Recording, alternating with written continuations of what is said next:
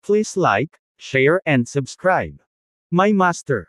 Kabanata 811 hanggang 820. Ang banta mula sa dakilang demonyo. Sa paghusga mula sa hininga, ang puting oso na ito ay talagang may lakas ng golden core great perfection, at ang mas kakaiba ay talagang naramdaman niyang Yian na ang puting oso na nakatayo sa tuktok ng punso ay nagbigay sa kanya ng pamilyar na pakiramdam. Ungol. Isang malakas na dagandong ang nagmula sa bibig ng puting oso, at sa sumunod na sandali ay tila nakita ng puting oso siyang Yian at ang iba pa. Sa gabi, ang mga mata ng puting oso, na kasing laki ng kamao ng isang sanggol, ay biglang tumingin sa bundok. Sakto lang na parang nakita niyang Yian na ang puting oso ay galit na nakatitig sa kanya. Bilang isang magsasaka, ang pangunawa ay ang pinakatumpak. Alam niyang umaatungal sa kanya ang demonyong puting oso.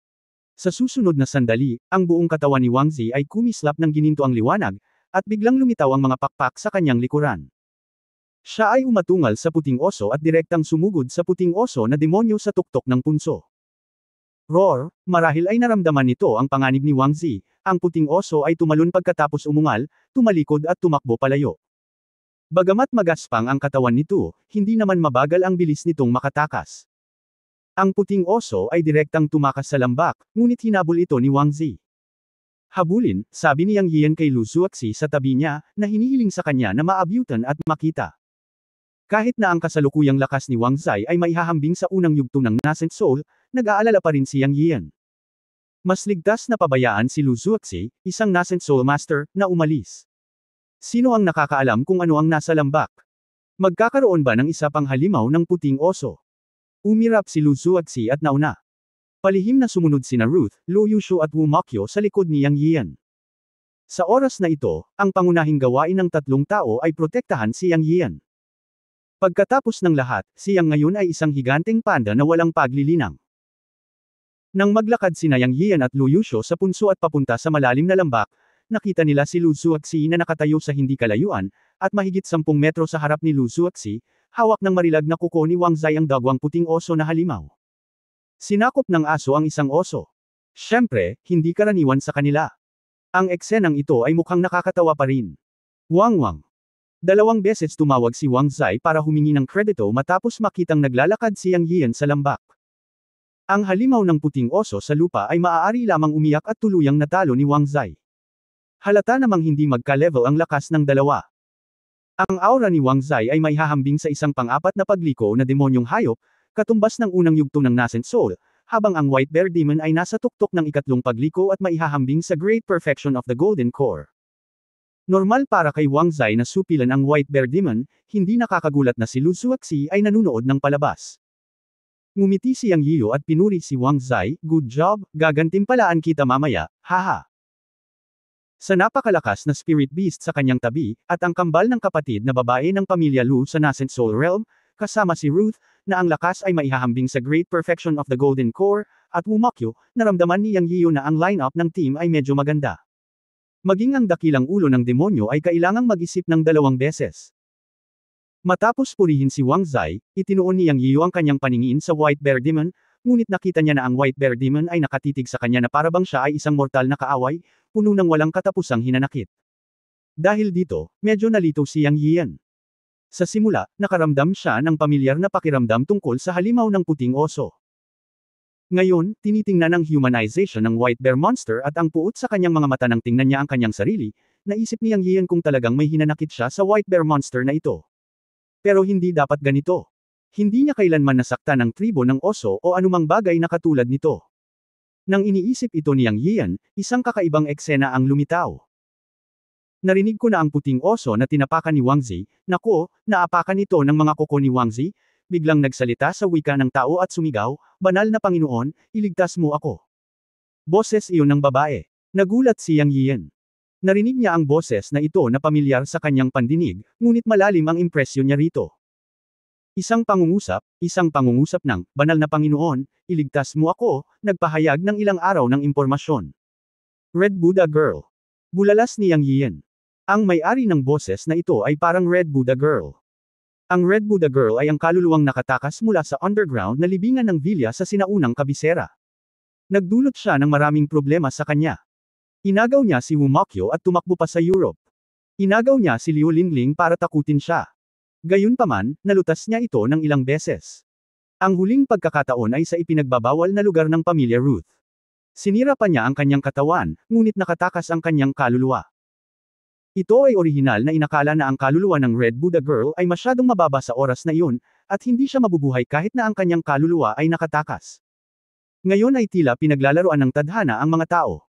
Ang babaeng Diablo na ito ay tila pumalit sa isang oso pagkatapos na tumakas ang kanyang kaluluwa. Mahigit 10 taon na ang lumipas. Ngayon ay isang hakbang na lang siya mula sa pagiging maihahambing sa nascent soul realm at maaaring magbago. Ang marinig ang kanyang mga salita na, Saint Lord save me, ito ay isa pang dami ng impormasyon. Ang puting oso na demonyong ito na pinaghihinala ang Red Buddha Girl ay halatang may halong Great Lord Demon, at dapat nasa lambak na ito. Sa pag-iisip nito, nagbago ang mukha ni Yang Yian, na parabang hinihintay sila ng kabilang partido na dumating at nagkaroon ng sabwatan. Sa oras na ito, isang malakas na halakhak ang umalangaw sa lambak. Hahaha, Yang Yian, nagkita tayong muli. Nang bumagsak ang boses, lumitaw ang 4 na figure 100 metro ang layo. Nilingan ni Yang Yian ang kanyang ulo at tumingin, dumilim ang kanyang mukha. Tunay na ang dakilang kagalang-galang na tumakas mula sa itim na kabaong sa Luofu Mountain sa Mountain NC Realm noong taong iyon at nabigong kunin ang kanyang katawan. Gayunpaman, sa sandaling ito, malinaw na kinuha ng dakilang kagalang-galang ang katawan ng isang binata, ngunit ang kanyang hitsura ay halos pareho sa taong iyon, at ang kanyang aura ay pareho. Ang hitsura ng isang magsasaka ay maaaring magbago, ngunit ang kanyang aura ay hindi. Sigurado siya na iyon ang dakilang kagalang-galang na demonyo. Ito ay talagang isang pagtitipon ng mga kaaway. Sa oras na ito, sa tabi ng dakilang kagalang-galang na demonyo, mayroong isang nasa katanghaliang gulang na lalaki na may kanal na ilong at tatsulok na mga mata. Sa tingin ko, ito dapat ang tinaguriang pinakamatandang disipulo ng Great Venerable na si Gang Huan, na nabali rin ang braso ng kanyang lolo na si Duan Muxingtian at pumatay sa kanyang tiyuhin. Ang cultivation ng taong ito ay nasa maagang yugto ng Golden Core, at tila nakaligtas siya sa Golden Core Heavenly Tribulation. Sa puso ni Yang Yian, kailangang patayin si Gang Huan. Ang dalawa pang tao ay walang iba kundi ang pangalawang disipulong si Wang Zhongren at ang puting buhok na si Liu Lingling. Pareho silang natatakpan ng mga galos at ang kanilang paglilinang ay tinatakan. Master, mukhang nahihiya si Wang Zhongren, na parabang nahihiya siyang mahuli muli. Minsan siyang nahuli sa Demon Light City of the Mountain NC Realm at muntik nang maging alipin ng demonyo. This time nahuli na naman siya sa Earth. Pakiramdam niya ay mali ang walang mukha na master ng espada. Nagkatinginan sina Liu Lingling at Yang Yian, nanginginig ang buong katawan. Ibinuka niya ang bibig niya at may gustong sabihin pero hindi niya sinabi. Tumingin si Yang Yian kay Liu Lingling at hindi maiwasang manginig sa layuning pumatay. Hindi malaking bagay ang mga pinsala ni Wang Zhongren. Kahit na ang kanyang cultivation ay selyado, siya ay isang pisikal na katawan pa rin sa gitnang yugto ng Golden Core. Gayunpaman, ang cultivation ni Liu Lingling ay nasa gitnang yugto lamang ng Foundation Establishment, na naging dahilan din kung bakit wala siya sa Yunmen sa mga taong ito. Kung hindi, maaari niyang masira ang Golden Core. Siya ay natatakpan ng mga peklat, at malamang na mas masakit ang dinanas niya kaysa kay Wang Zhongren. Magiging okay ka sa akin dito, pilit nang umiti si Yang Yian para aliwin ang dalawa. Pagkatapos ay tumingin siya sa dakilang guro at sinabi, Matandang Diablo, hindi na kailangang saktan ang nakababatang henerasyon sa sama ng loob sa pagitan mo at sa akin, tama ba? Hindi ka natatakot na pagtawanan kung nakalabas, hayaan mo na sila. Hahaha, tawa ng tawa ang dakilang guro, at pagkatapos ay sinabing may malungkot na mukha, Anak, sa tingin mo ba ay kwalipikado kang makipag-ayos sa akin? Hayaan mong bitiwan ng aso mo ang puting oso, kung hindi, papatayin ko muna ang apprentice mo at saka ang babae mo. Habang nagsasalita ang dakilang guro, ang disipulong si Gang Huan sa tabi niya ay kumislap ng malamig na liwanag sa kanyang kamay at iniabot ang isang malaking kutsilyo sa leeg ni Wang Zhongren. Matandang demonyo, patayin mo ako kung maglakas loob ka. Umungol si Wang Zhongren na may pulang mata. Nakaramdam siya ng sobrang hiya at kawalan ng hiya. Sa pagharap sa 12 piling disipulo ng Yunmen na inilabas ng kanyang amo para sa pagsasanay, sa ilalim ng kanyang mga mata, lahat sila ay sinanay ng matandang Diablo sa masasamang kasanayan.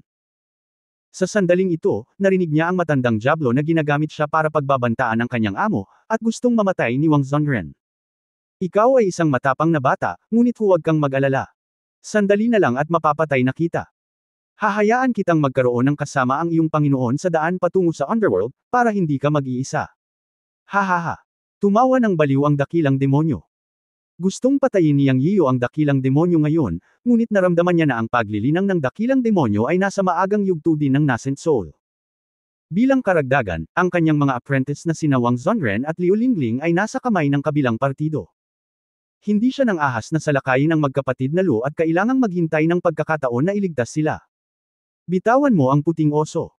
Wala akong pasensya na mag-aksaya ng oras sa iyo. Muling nagbanta ang dakilang demonyo.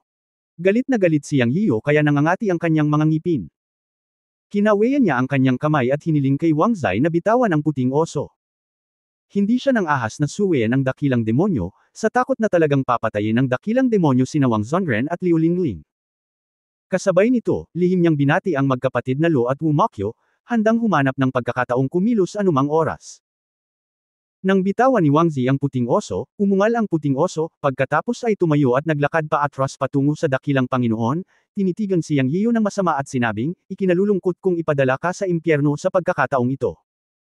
Sa pagharap sa banta ng puting oso, sa wakas ay natukoy ni Yang Yiyo na ang halimaw na puting oso ay ang katawan ng babaeng demonyong si Red Buddha. Nang bumalik ang puting oso sa dakilang Panginoon, ngumiti ang dakilang Panginoon at sinabi, Anak, ibigay mo ang Luofu Cave Heaven. Kabanata 812 Kumilos si Sister May. Nang marinig na direktang gusto ng Great Demon Head ang Luofu Cave Heaven, mamantong hininga si Yang Yiyan na siya nga ay patungo sa Luofu Cave Heaven. Kung gusto mong sabihin kung sino sa buong Shanghai Realm ang higit na nakakaalam ng magagandang gamit at benepisyo ng Luofu Cave Heaven, walang alinlangan na ito ang Great Demon Head sa harap niya. Siya ay pinigilan sa Luofu Cave Heaven sa simula. Ayon sa Great Demon Head, siya ay pinigilan ng mga tao ng Butian Palace, ngunit naisip ni Yang Yiyan na dapat ay dahil may mga tao pa rin mula sa Luofu. Kung hindi, paano masusugpo at maselyuhan ang Great Demon Head sa Luofu Cave Heaven? O hindi imposible na 10,000 taon na ang nakalilipas, ang Luofu sect ay ninakawan at nasira, at ang ilang mga tao mula sa Luofu ay nakatakas at kalaunan ay pumasok sa Butian Palace. Gayunpaman, ang mga bagay na ito ay walang kinalaman kay Yang Yiyan sa ngayon. Ang punto ay hiniling sa kanya ng dakilang Demon Head ang Luofu Cave Heaven, na naging Yunmen Cave Heaven at pag-aari nilang apat. Kaugnay nito, hindi pa rin ito ibibigay ni Yang Yiyan sa Great Demon Head. Ngumisi siya at sinabing, hayaan mo muna ang tao, bibigyan kita ng Luofu Cave Heaven. Haha, bata, sa tingin mo ba ako ay tanga? Mabilis na ibigay ang Luofu Cave Heaven, kung hindi, papatayin kita kaagad. Nagbanta ang dakilang demonyo. Nagalit si Yang Yiyo at sinabing, pagkatapos ay ilalabas ko ang Luofu Cave Heaven, at hahayaan mo muna ang isang tao. Anyway, hindi niya ito madaling ibigay. Kinaikit ng dakilang demonyo ang kanyang mga mata, pagkatapos ay tinitigan si Yang Yiyo at sinabing, okay, mas mabuting huwag kang maglaro, kung hindi, pagsisisihan kita sa natitirang bahagi ng iyong buhay. Pagkatapos sabihin iyon, sinenyasan niya ang kanyang alagad na si Gong Huan na palayain si Wang Zhongren. Hayaan mo muna yung babae. Si Wang Zhongren ay matigas at hindi umalis. Gusto niyang palayain ng dakilang demonyo si Liu Lingling, at mananatili siya. Tumigil ka sa pagsasalita ng walang kaparirikan. Sinipa ni Gong Huan si Wang Zhongren. Gumalaw si Lu Zuoxi at nahuli si Wang Zhongren, at binuklat ang katawan ni Wang Zhongren. Ibigay mo ang Luofu Cave Heaven, huwag mong hamanin ang pasensya ko. Sa oras na ito, malungkot na sabi ng dakilang demonyo. Alam ni Yang Yiyan na hindi na siya makakapagpatagal pa, kaya iniunat niya ang kanyang kamay na may masakit na tingin sa kanyang mukha. Lumitaw ang isang kislap ng liwanag sa kanyang palad, at ang isang hanay ng bundok na kasing laki ng palad ay lumitaw sa kanyang palad, na eksaktong hugis ng Luofu Cave Heaven. Gayunpaman, hindi ito ang tunay na Luofu Cave Heaven. Ang tunay na Luofu Cave Heaven na si Yang Yiyan ay nagsara ng pinto nang siya ay umalis, at ito ay nasa tuktok pa rin ng bundok sa likod ng Yun Village. Isa lang itong peking modelo, at nagdagdag si Lu Zuoxi ng pagbabawal dito. Hindi maramdaman ng kabilang partido ang authenticity, kaya napatingin lang sila dito. Kamukha ito ng Luofu Cave Heaven. Ito ay isa ring kontra-hakbang mula sa talakayan ni Yang Yiyan at Lu Zuoxi. Anyway, ang tunay na Luofu Cave Heaven ay hindi ibibigay. Kailan? Nakita ng dakilang demonyo na inilabas ni Yang Yiyan ang Luofu Cave Heaven, biglang lumiwanag ang kanyang mga mata at nag-aalalang sinabi niya, dalhin mo rito. Hayaan mo muna siya. Sinubukan ni Yang Yiyan na makipag-ayos. Naghahanap ka ng kamatayan. Galit na galit ang dakilang demonyo at itinaas ang kanyang kamay para hampasin si Liu Lingling. Nagulat si Yang Yiyan at sinabing, stop. Huminto ang dakilang demonyo at tinitigan si Yang Yiyan ng may masamang tingin. Kung ang kanyang cultivation ay hindi pa naka-recover sa kanyang peak at kailangan niya si Luofu Dongtian para mabawi ang kanyang cultivation, sana sinampal niya si Yang Yian hanggang sa mamatay sa sandaling ito. Dinala ko si Luofu Dongtian dito. Maaari mo akong kontrolin hanggat gusto mo, ngunit hinihiling ko sa iyo na palayain mo siya. Itinuro ni Yang Yian si Liu Lingling. Ikaw ay isang romantikong batang lalaki, malamig na umungol ang dakilang demon, ang kanyang mga mata ay kumikislap at patuloy na sinusuri si Yang Yian. Sa kanyang mga mata, si Yang Yian ngayon ay isang basura na walang anumang pagtatanim. Ang kanyang dakilang kaluluwang Mahayana ay natural na nakikita sa pamamagitan nito, ngunit siya rin ay nalilito. Romantic boy ba talaga ang batang ito? Handang makipagsapalaran para sa isang babae. Dahil dito, hindi kumbinsido ang dakilang demonyo. Ngunit sa kabilang banda, naisip din niya na kung talagang ibinaba niya si Yang Yiu at binawalan siya ng spell, ang buong puwersa ng Yunmen ay magagawang pagsilbihan siya. Gayunpaman, alam ng Great Demon Head ang tungkol sa sikreto ng maalamat na God Cemetery noong hinahanap niya ang lihim na kayamanan ng lupa. Ito rin ang tunay na dahilan kung bakit siya direktang pumunta sa lupa pagkatapos tumakas mula sa Tianyin Changxi. Ito rin ang orihinal na intensyon niya na itatag ang Shenzhen Gate sa mundo at magtipon ng ilang sinaunang martial arts power upang mahanap ang God Cemetery. Sa oras na ito, biglang sinabi ni Liu Lingling, "Huwag kang mag-alala tungkol sa akin, na nagmamalasakit sa iyong pagliligtas, pumunta ka lang." Biglang umungol si Liu Lingling kay Yang Yiu. Nakahinga rin ng maluwag ang mga kapatid ni Lu Zuoxi at ang vampirang si Ruth. Nang mabalitaan ng tatlo na ipapalit ni Yang Yiu ang kanyang sarili kay Liu Lingling, nabigla ang kanilang mga puso. Sa puso ng tatlong babae, si Yang Yiu ay napakaranggal kaya paano niya magagamit ang kanyang buhay para bayaran ang isang Liu Lingling. At saka, hindi pa nakakabawi ngayon ang cultivation ni Yang Yiu. Maliban na ang kanyang katawan ay mas malakas kaysa sa mga ordinaryong tao, hindi siya naiiba sa mga ordinaryong tao. Paano kung mahulog si Yang Yiu sa mga kamay ng Great Demon Head? Lalo na nang marinig ni Lu Zuoxi na sinabi ni Yang Yiu na sanay siyang makipagpalitan kay Liu Lingling, nagalit siya kaya nagmura siya ng 100 beses. Ito ay hanggal. Kahit na pag-usapan muna natin, hindi naman magiging ganito. Tumingin si Yang Yiu kay Liu Lingling na sumisigaw sa kanya, ngunit sa halip ay tumawa siya. Matapos ang napakaraming taon, paanong hindi niya nakilala si Liu Lingling? Ang dakilang Demon Head ay napakatanda at malakas na tao. Matapos pagmasdan ng mga ekspresyon ng ilang tao, ngumiti siya at sinabing, "Sige, halika ka rito, pakakawalan ko ang babae mo." Ang nakikita ng Great Demon Head na si Yang Yiu ay talagang isang romantikong lalaki, at ang babaeng si Liu Lingling na pinigil niya ay minumura na ngayon si Yang Yiu para sa kapakanan ni Yang Yiu. Sa ganitong paraan, tila talagang makakalapit si Yang Yiu at ganap na makontrol siya. "Okay, sana tuparin mo ang iyong salita." Sinabi ito ni Yang Yiu, ngunit sa katunayan, hindi siya naniniwala na hahayaan ng Great Demon Head si Liu Lingling, kung hindi siya tatawaging demonyong ulo. Ang dahilan ng paggawa nito ay para lang mapalapit kay Liu Lingling. Gayunpaman, nakipag-usap siya kay Sister Mei sa Chen Kunpot Space at hiniling kay Sister Mei na iligtas ang mga tao. Para sa kanyang sarili, ang Luofu Cave Heaven lang ang nasa kanyang kamay. Hindi nakuha ng dakilang Demon Lord ang totoong Luofu Cave Heaven, kaya naniniwala akong hindi niya siya papatayin. Matapos iligtas si Liu Lingling, sasalakayin ng lahat ang dakilang Demon Lord. Kahit na siya ay isang kaluluwang Mahayana, ang kanyang lakas ay lubos na mababawasan pagkatapos ng presyo ng pagkuha sa ibang katawan. Hindi naniniwala si Yang Yiu na ang dalawang kapatid na Yuanying ng pamilya Lu at isang Wangzai na maihahambing sa Yuanying ay hindi kayang talunin ang isang dakilang demonyo na nasa maagang yugto din ng Yuanying. Para naman sa mga disipulo ng dakilang demonyo, si Gang Huan at ang White Bear Demon o ang Red Buddha Girl, automatiko silang hindi pinansin ni Yang Yiu. Anyway, nandoon pa rin ang vampira na sina Ruth at Wu Mokyo sa dilim, kasama ang isang misteryosong kapatid na may mahiwagang kapangyarihan, kaya palagi nilang kinakaharap ito. Sa pag-iisip nito sa kanyang puso, binigyan niya ng tingin ang nag-aalalang kapatid na si Lu, at pagkatapos ay naglakad si Yang Yiu patungo sa dakilang demonyo ng hakbang-hakbang. Tumingin si Liu Lingling kay Yang Yiu, na naglalakad palapit sa kanya na may ngiti sa mukha. Unpredictably nagbago ang ekspresyon niya. Siya ay balisa at sinabi na may pulang mata, "Umalis ka, bastard. Sino ang nangangailangan ng iyong tulong? Hindi mo kailangang mag-alala tungkol sa aking buhay o kamatayan. Umalis ka na." Tinitingnan ng masayang maingay na dagandong ni Liu Lingling at ang mga luha sa kanyang pulang mata, hakbang-hakbang na naglakad si Yang Yiu patungo sa kanya, tinitigan siya at sinabing dahan-dahan, "Noong taong iyon nang kami ay nagtapos, isang batang babae ang nagtapat ng kanyang pagmamahal sa isang lalaki, ngunit ang batang lalaki ay wala sa oras na iyon. May dignidad siya at laging iniisip na hindi siya karapat-dapat sa kilalang pamilya ng dalaga. Sa pagharap sa tahasan at implicit na pag-amin ng dalaga ay nagkunwaring hindi niya naiintindihan. Nang maglaon, ang batang babae ay nagpunta sa ibang bansa upang mag-aral at nawala ng maraming taon. Matapos mag-abroad, hindi na muling nakipag-ugnayan ang dalawa, ngunit alam ng lalaki, sinusundan ng babae ang lalaki sa pamamagitan ng kanyang mga kaibigan. Hanggang sa isang araw, ang batang babae ay nagkaproblema sa isang malayong banyagang bansa, at ang batang lalaki ay nagpunta upang iligtas siya. Nang maglaon, nang siya ay umuwi, ang batang lalaki ay handa nang umamin sa babae, ngunit ang mga bagay ay hindi natuloy ayon sa kanyang naisin.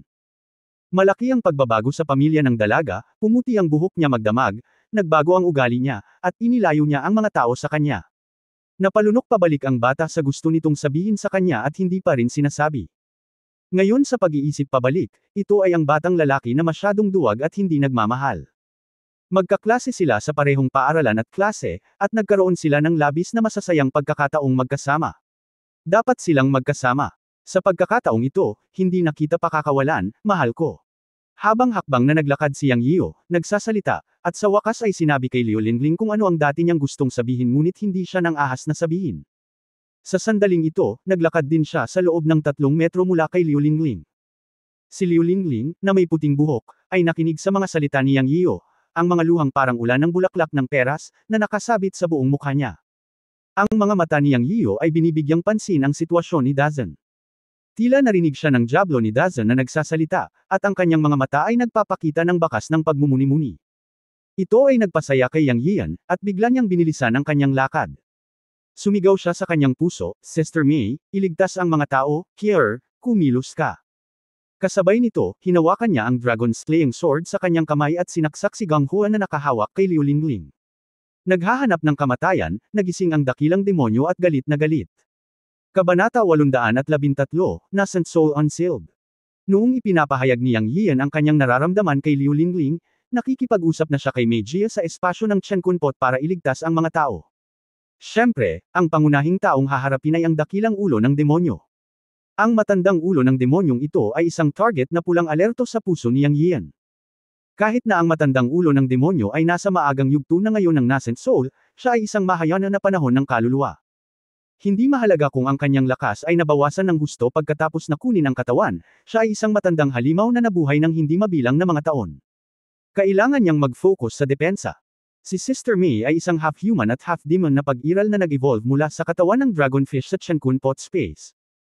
Mayroon siyang kaluluwa ng tao at katawan ng demonyo, at ang susi ay mayroon siyang katawan ng demonyo na may dugo ng isang tunay na dragon.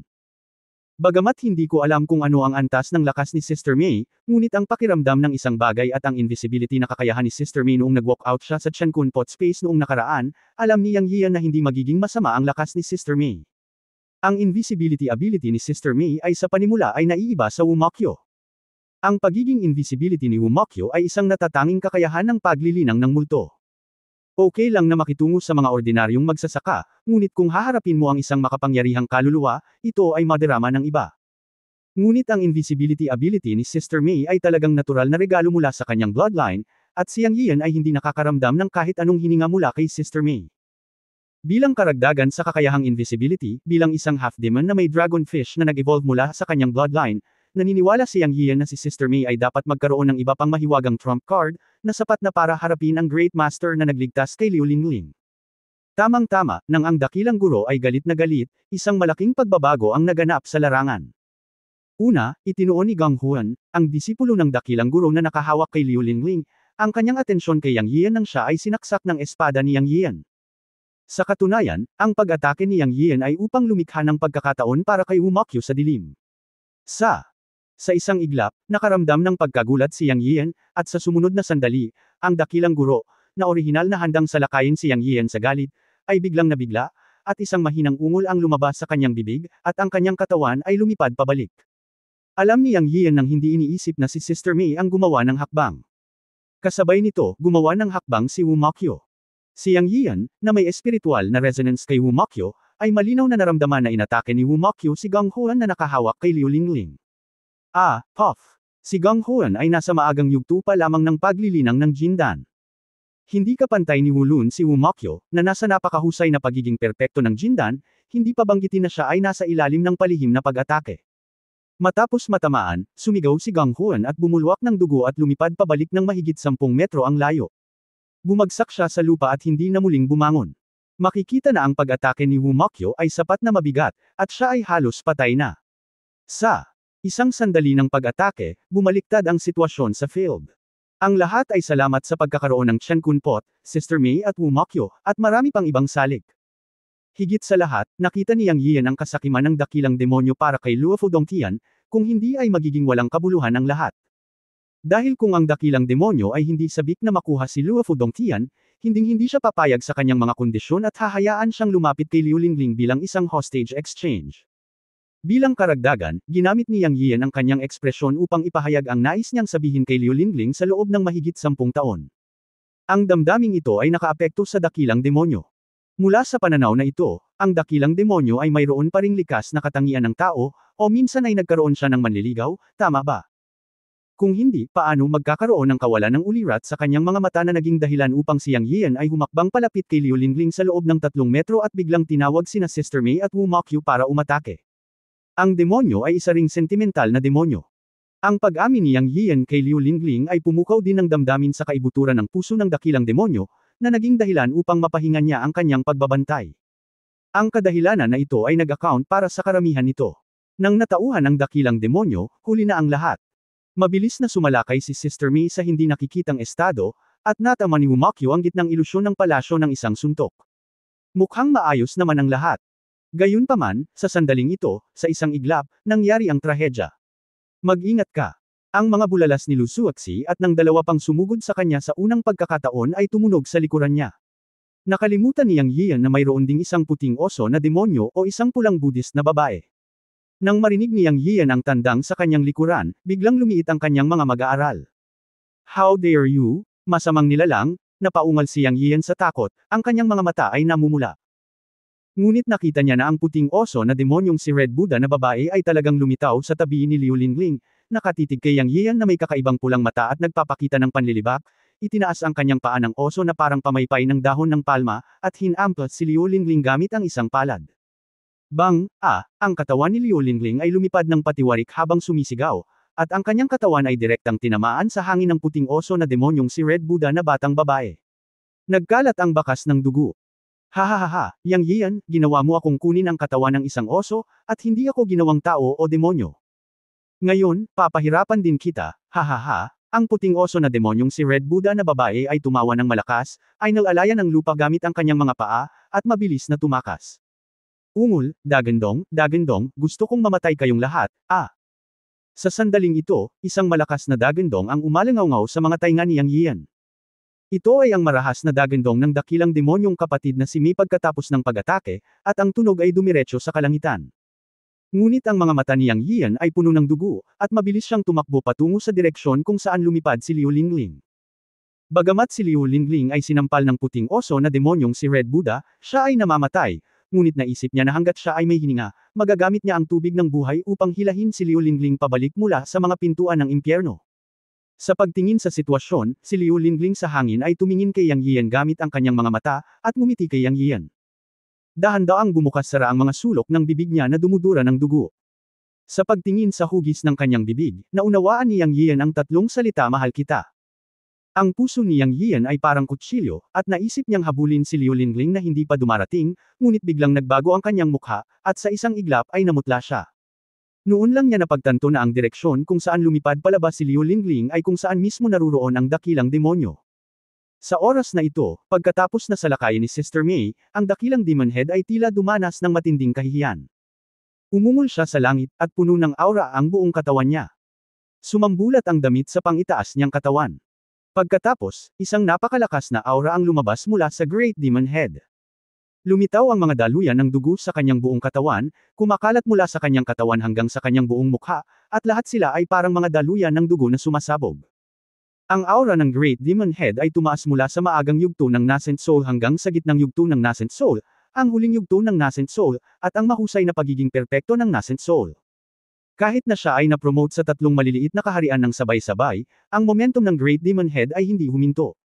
Boom! Isang mapurol na boom ang tumunog mula sa katawan ng Great Demon Head. Sa susunod na sandali, talagang puwersahang itinaas ng dakilang demon head na ito ang kanyang cultivation sa out-of-body realm. Sa simula hanggang ngayon, sa isang iglap na ganap ang paghaharap ng dalawang panig. Kung si Yang Yiu man ang nagpapatawag kay Sister Mei para umatake, o ang humihiling kay Bai Xiong na biglang atakihin si Liu Linling, hanggang ngayon, ang dakilang demon head ay puwersahang itinaas ang kanyang cultivation. Masyadong mabilis ang lahat, napakabilis na walang makakagawa ng makatwirang tugon. Alam ni Yang Yiu na nabuksan ng dakilang demon ang kanyang kapangyarihang kaluluwa ng Mahayana. Ang kinahinatnan ng paggawa nito ay ang kanyang kasalukuyang katawan ay hindi maiiwasang maging walang silbi, at maging ang kanyang kaluluwang Mahayana ay kailangang mahulog ng husto, ngunit ito ang pinakamabisang paraan upang patayin ang kaaway. Ang dakilang demon ay halatang nagalit sa palihim na pag-atake ni Sister Mei, kaya sumabog siya anuman ang lahat, at mas gugustuhin niyang walang katawan, at pilit na pinagbuti ang kanyang paglilinang, na agad na naabot ang out-of-body realm mula sa maagang yugto ng nascent soul. Gayunpaman, sa oras na ito, hindi natakot o nag-aalala si Yang Yiu tungkol sa pag-unlad ng cultivation ng dakilang demonyo, ngunit ang kanyang mga mag-aaral ay lumiit, ang kanyang buong katawan ay nanlamig, at pinanood niya si Liu Linling na lumilipad patungo sa dakilang demonyo. Mamatay. Sa sumunod na sandali, inatake ng dakilang demonyo si Liu Linling. Hindi. Naghisteryosong sigaw ni Yang Yiu, na may mga luha ng dugo na umaagos sa kanyang mga mata. Sa sandaling ito, ikanaway ng dakilang demonyo ang kanyang kamay kay Liu Linling, at sa sumunod na sandali ang katawan ni Liu Linling ay naging ambon ng dugo, at sumigaw si Sister Mei at lumitaw ang kanyang anyo, ngunit ang dakilang demonyo ang nagwagayway ng kanyang kamay at lubos na nasugatan si Sister Mei. Nakakatakot ang lakas ng dakilang demonyo. Sinubukan ni Sister Mei na pigilan siya sa unang pagkakataon, ngunit hindi siya ang kalaban ng dakilang demonyo sa sandaling ito. Tatlong sunod-sunod na sigaw, ngunit ito ay sinalusuat si Luo Yushu, at ang vampirang si Ruth, na nakakita rin kay Liu Linling na bumagsak sa dakilang demonyo sa unang pagkakataon at nagpunta upang iligtas siya, ngunit wala ni isa sa kanila ang katapat ng dakilang demonyo, at lahat ay lumipad palabas na sumisigaw. Maaaring ganap na durugan ng mga malalakas na lalaki sa labas ng katawan ng antas ng Yuanying. Sa field, kasama si Sister Mei, ang lakas ng gitnang yugto ng Yuanying ay higit sa lahat, paano siya magiging kalaban ng dakilang demonyo sa labas ng katawan na kaharian, hindi pa banggitin na ang dakilang demonyo ay nasa estado pa rin ng pagkakaroon ng kaluluwa ng yugto ng Mahayana. Sa oras na ito, inilabas niya ang lakas ng kaluluwa ng yugto ng Mahayana anuman ang lahat, na maaaring tawaging hindi magagapit. Maliban kung si Yang Yiu at ang iba pa ay may lakas na maabot ang out-of-body realm, lahat sila ay nasa panganib. Tumingin si Yang Yiu sa ambon ng dugo kung saan nagbago si Liu Linling, at ang kanyang isipan ay napuno ng tatlong salita na kasasabi pa lang niya sa kanyang ngiti mahal kita.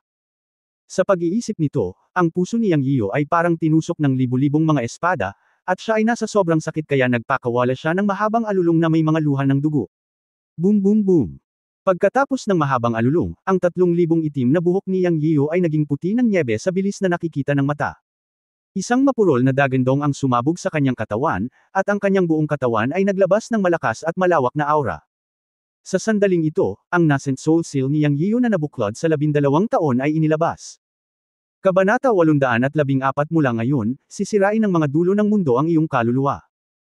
Ang pinakalayunin ng nascent soul seal ni Yang Yiu ay upang harapin si Yin Jing'an sa Yaoguang City of the Mountain and Sea Realm, kaya't nilunok niya ang 8 sinaunang kaluluwa ng demonyo sa isang hininga. Ang nakatagong panganib na naiwan ay hindi isang nakamamatay na sakit na walang solusyon. Sa madaling salita, ito ay dahil hindi niya matuno ang makapangyarihang kapangyarihan ng mga sinaunang kaluluwa ng demonyo, at pansamantalang tinatakan at pinigilan ng kanyang amo na si Yun Changxi. Kung hindi, si Yang Yiu ay maibabalik sa kapangyarihan ng mga sinaunang kaluluwa ng demonyo. 12 taon na ang nakalipas mula nang bumalik siya sa Earth mula sa Mountain and Sea Realm. Ilang taon na ang nakalilipas, uminom siya ng 3 tasa ng alak mula kay Lu Changqiu at natagpuan ang direksyon ng kanyang pangunawa. Sa paglipas ng mga taon, naranasan niya ang hirap ng buhay ng mga ordinaryong tao, nagkaroon ng pamilya at mga anak, at naging anak sa kanyang lola. Nang maglaon, dahil sa pagkamatay ng kanyang lola, ang mga ups and down na ito, ay nagkaroon ng saya at kalungkutan.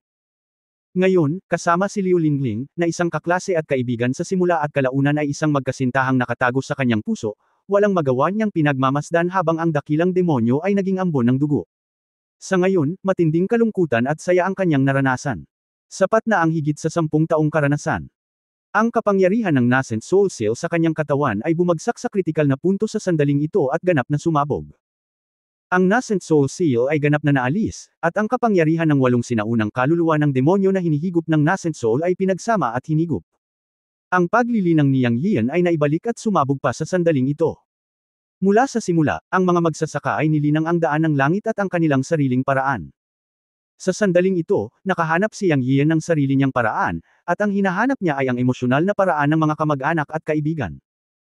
Kaya't nang si Liu Lingling ay pinatay ng dakilang demonyo, nagalit siya sa pag-ibig at damdamin. Ang 7 emosyon at 6 na pagnanasa sa mundo ay pawang tao. Ito rin ang pinagmumulan ng kanyang pagsira sa kapangyarihan ng huling selyo. Ito ay napakahirap ngunit ito ay natural na dumating. Ang kulang ay isang pagkakataon. Si Liu Lingling ang pagkakataon niya. Ang paglilinang ni Yang Yian ay sumiklab sa sandaling ito. Ang walang kap-ares na kapangyarihan ng 8 sinaunang mga kaluluwa ng demonyo, na nagawang pumatay kay Yin Jing'an na nasa labas ng katawan sa simula, ay ganap na hinihigop at pinagsama sa sandaling ito, at ang mga benepisyo ay ginawang labis ni Yang Yian. Ang paglilinang ng maagang Nascent Soul ay nagsimula ring sumabog at umangat tulad ng dakilang demonyo. Ang gitnang yugto ng Nascent Soul, ang huling yugto ng Nascent Soul, ang mahusay na pagiging perpekto ng Nascent Soul. Hanggang sa ito ay umakyat sa lahat ng paraan at nakapasok sa maagang yugto ng out of body. Ang parehong mga pagbabago ay makikita kay Yang Yiu, na ikinagulat ng magkapatid na Lu at iba pa, ngunit natakot ang dakilang demonyo sa gilid.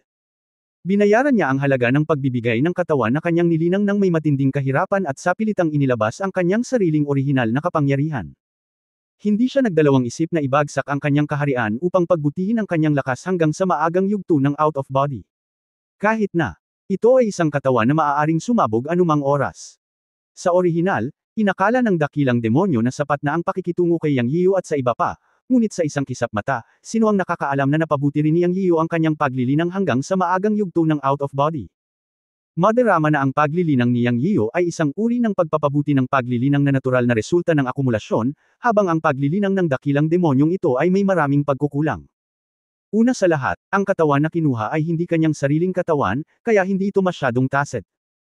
Ngayon, kasabay ng sapilitang pagpapahusay ng lakas, ang katawan ay puno ng mga bitik at maaaring sumabog anumang oras. Sa kabilang banda, ang halaga ng pagkuha sa katawan at sapilitang pagpapabuti ng kanyang cultivation ay ang kanyang makapangyarihang kaluluwa ay nasira, na may iba't ibang nakatagong panganib, hindi katulad ni Yang Yiu na ganap na kanyang sariling lakas. Sa sandaling ito, medyo mabigat ang pakiramdam ng dakilang Demon Head. Sa kanyang puso, alam na alam ng Great Demon Head kung sino ang mas malakas at mahina sa pagitan nilang dalawa. Sa sandaling ito, si Yang Yiu, na ganap na nabuksan, ay may luha ng dugo sa kanyang mga mata at napakatalim. Sa kanyang puting buhok na lumilipad, tinitigan niya ang Great Demon Head na parang isang prehistoric beast, ibinuka ang kanyang bibig, at sinabi ang bawat salita, mamatay. Bago bumagsak ang mga salita, nawala si Yang Yiu sa isang iglap. Sa susunod na sandali, ang mga mag-aaral ng dakilang Demon Head ay biglang lumiit, at ang kanyang mga palad ay agad na kuminang ng maliwanag, at siya ay biglang hamampas pasulong. Nararamdaman niya na ang lakas ni Yang Yiu ay higit pa sa kanya sa sandaling ito. Nang makitang nawala si Yang Yiu sa isang iglap, alam niyang may mali at agad siyang nanlaban. Boom! Ang dakilang guro ay hamampas ng 2 palad, ngunit lumipad pabalik sa susunod na segundo. Si Yang Yiu ay nagpakita sa lugar kung saan nakatayo ang dakilang Panginoon habang lumilipad ang kanyang puting buhok. Tumutulo ang dugo mula sa kanyang kamay, ngunit mahigpit ang hawak niyang dagwang puso sa kanyang kamay. Ang Great Lord Demon Head, na walang panlaban sa pag-atake ni Yang Yiu, ay nag-iwan ng 2 marka hanggang sa daliri sa lupa gamit ang kanyang mga paa. Umatras siya ng mahigit 10 metro bago huminto.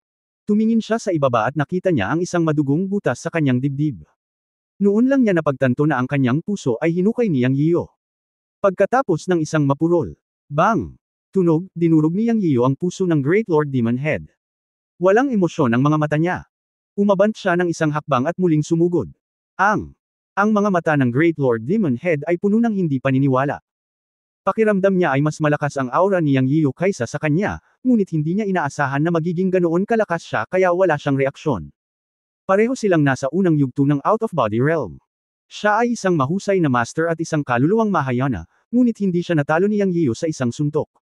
Natakot siya. Ano siya? Hindi ko alam na nilamon at pinagsama ni Yang Yiu ang 8 sinaunang kaluluwa ng demonyo, at ang kanyang kaluluwa ay hindi mas masama kaysa sa kanya. Higit pa rito, si Yang Yiu ay kanyang sariling laman at dugo, at ang kanyang paglilinang ay totoo, habang siya ay isang laman at dugo na kinuha. Sa muling pagharap sa pag-atake ni Yang Yiyo, naramdaman ang hiningang tumataas sa langit. Ang dakilang master na demonyo ay nagsabi sa malalim na boses, Yinshen Zaitian, mamatay ka para sa akin. Sa dagandong, ang dakilang Panginoon ay sumambulat na may nakasisilaw na gatas na pilak na liwanag na parang bituin. Sa likuran niya, isang multo na halos 3 talampakan ang taas ang lumitaw sa isang iglap. Ito ay ang pinalaki na bersyon ng dakilang master na demonyo. Ito rin ang cultivation talent ng out-of-body realm cultivator, at ito ay ang Yin Shen out-of-body realm. Biglang umungal si Yang Shen ng dakilang master, ungol. At itinaas ang kanyang malaking palad para sampilan si Yang Yiyo. Ang pag-ataking ito ay may dalang napakalakas na espiritu at ang aura ng langit at lupa. Ang espiritu ng Yin ay umalis sa katawan, tinitipon ng espiritu upang gabayan ang kapangyarihan ng langit at lupa. Ang kapangyarihan ay napakalakas na ito ay sadyang hindi maihahambing sa nascent soul realm. Naging madilim ang buong mundo.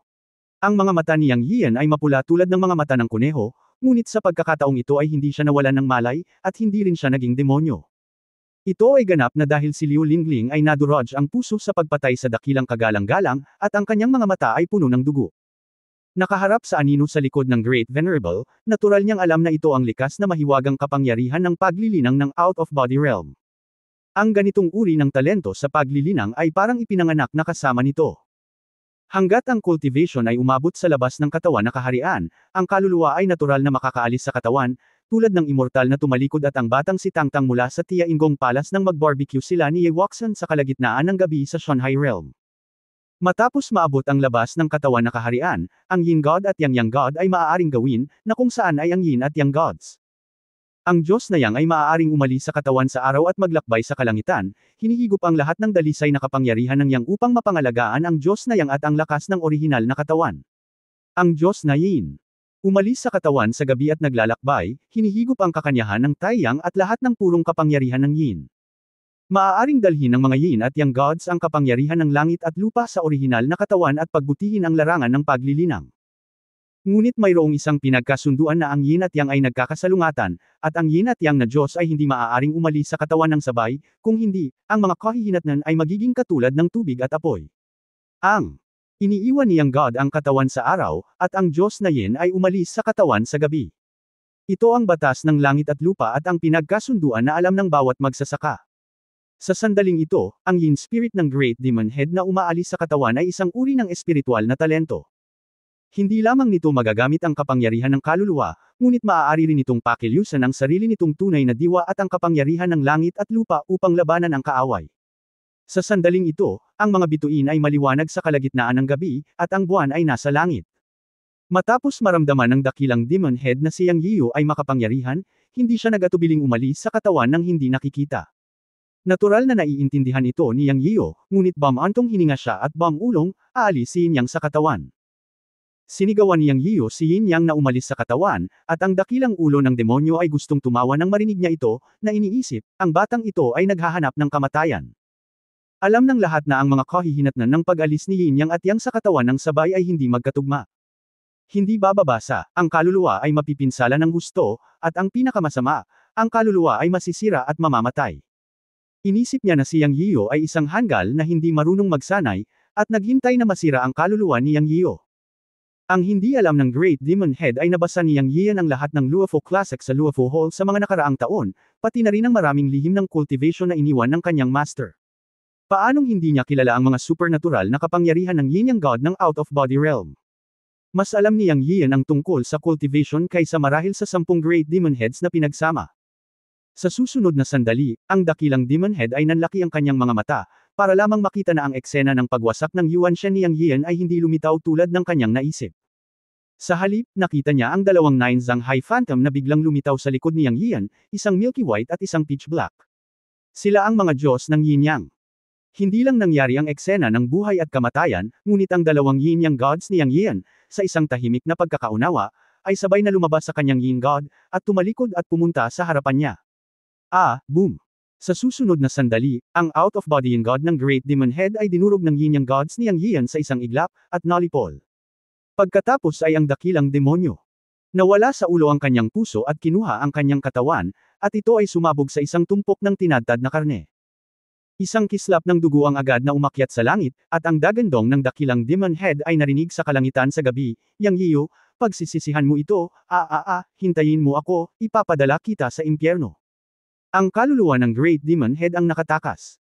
Kinaikit ni Yang Yiyu ang kanyang mga mata at nakita ang isang puwang na lumilitaw sa itaas ng kalangitan, at alam niya na ang Great Demon Head ay napunit ang espasyo at nakatakas. Sumimangot siya at tumingin sa langit at malamig na sinabi, mula ngayon, sisirain ng mga dulo ng mundo ang iyong kaluluwa. Kabanata 815 ngayong gabi, iuuwi kita sa makulay na ulap. Ang dakilang demonyo ay isang kaluluwang mahayana kung tutuusin. Gaano man siya kalubhanan na sugatan, mayroon siyang malakas na kaluluwa na umaalalay sa kanya. Walang problema sa kanya ang makatakas. Alam din ni Yang Yiyu na hindi niya maabyutan, at hindi niya alam kung ano ang ibig sabihin ng kabilang partido na pinunit ang espasyo para makatakas. Nakatingin lang siya. Gayunpaman, nanumpa si Yang Yiyu na wawasakin niya ang dakilang demonyo hanggang sa dulo ng mundo at ipaghihiganti si Liu Lingling. Ang dahilan kung bakit niya nagawang talunin ang dakilang demonyo ay dahil sinakop niya ang nakatagong panganib ng pagkakaroon ng dakilang demonyo. Kung hindi, kung talagang haharapin niya ang dakilang demonyo sa kanyang kapanahunan, walang pagkakataon na tumakbo si Yang Yiyu. Bang! Sa oras na ito, lumapit ang magkapatid na Luzuaxi, ngunit nahuli nila ang halimaw na puting oso na si Red Buddha na katatapos lang tumakas at itinapon ito sa lupa, na gumawa ng mahinang tunog. Sir, paano natin haharapin itong bear monster? Tanong ni Lu Yusho sa mahinang boses. Sa pagkakataong ito, halos hindi tumulong ang magkapatid. Pinanood nila si Liu Lingling na pinatay. Ang mabait na si Lu Yusho ay nabahala. Kung tutuusin, walang masisisi sa nangyari ngayon. Masyadong mabilis ang lahat. Walang inaasahan na ang White Bear Demon Red Buddha Girl ay biglang aatake kay Liu Lingling, at walang sinuman ang umaasa na ang Great Demon Head ay biglang dagdagan ang kanyang cultivation. Walang sinabi si Lu Zuaxi, ngunit sumulyap kay Yang Yiyu, medyo nag-aalala. Nalaman niya na mula sa sandaling pinatay si Liu Lingling, ang mga mata ni Yang Yiyu ay wala na ang malambot na kulay ng nakaraan, ngunit napalitan ng malamig na mga mata na walang emosyon. Isang mahinang ungol, si Wu Makyo ang lumitaw, at itinapon si Gang Huan, na hindi pa patay, upang hintayin ang desisyon ni Yang Yiyu. Lahat ng nasa field ay nasa mabigat na kalooban dahil sa pagkamatay ni Liu Lingling. Sa oras na ito, malamig na tiningnan ni Yang Yiyu ang White Bear Demon Red Buddha Girl, at pagkatapos ay isang bakas ng sakit ang sumilay sa kanyang mga mata, at biglang itinaas ang kanyang palad upang sampilan ang White Bear Demon Red Buddha Girl at Gang Huan. Pareho silang karapat-dapat na mamatay ng 10,000 beses. Isang mahabang dagandong ang pinakawalan ni Yang Yiyu, ang kanyang tinig na puno ng sakit, umuungal na parang maglalabasan, at ang tunay na enerhiya ay natipon sa kanyang nakataas na palad. Bang! Matapos mahulog ang palad, ang White Bear Demon Red Buddha Girl at Gang Huan ay hindi man lang sumigaw, ngunit nadurog sa dalawang tumpok ng tinadtad na karne ng palad ni Yang Yiyu.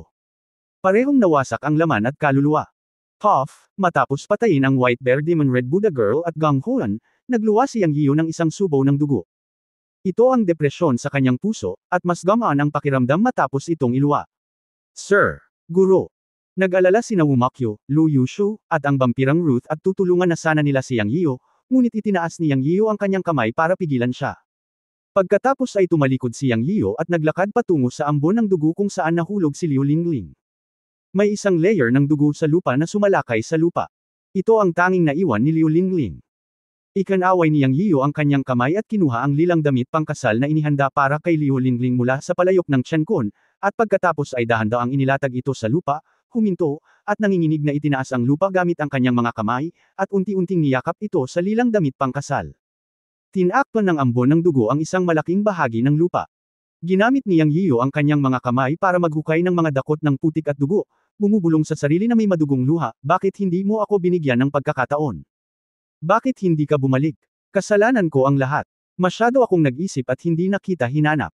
Kung ibinalik sana kita, wala sana itong araw na ito. Naalala mo ba nung una tayong nagkita? Nasa bar ka nung mga oras na yon. Actually, nagkunwari akong matapang para iligtas ka that time. Naalala mo ba yung sinabi natin sa school playground? Sinabi mo na makakahanap ka ng manliligaw sa hinaharap, tulad ng dialogo ni Zexia Ferry sa A Chinese Odyssey. Ang taong gusto ko ay isang hindi matitinag na bayani na darating upang dalhin ako sa isang makulay na ulap balang araw. Sa totoo lang, sinabi ko sa sarili ko sa puso ko noon na ako ang bida sa isip mo, pero hindi ako naglakas loob na sabihin yun noon. Ayaw ko. Napaluha si Yang Yiyu habang kinakausap ang sarili. Alam niyang nasa puso na siya ni Liu Lingling noon, at nagsusumikap siya nitong mga taon, ngunit paulit-ulit itong namiss. Nang makitang umiiyak si Yang Yiyo, si Lu Yushu at iba pang mga babae ay tumingkayad sa lupa at nilinis ng paunti-unti ang ambon ng dugo at putik ni Liu Lingling.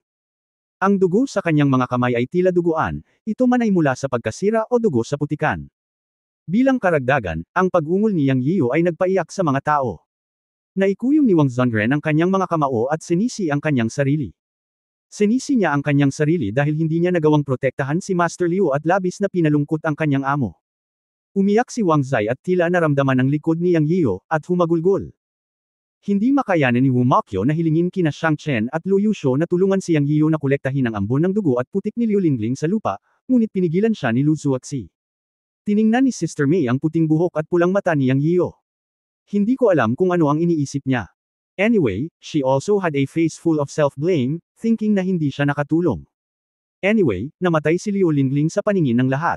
Ngunit sa kabilang banda, ang mga ito ay hindi masisisi sa kanila, maaari lamang nilang sisihin ang kanilang hindi sapat na pagtatanim.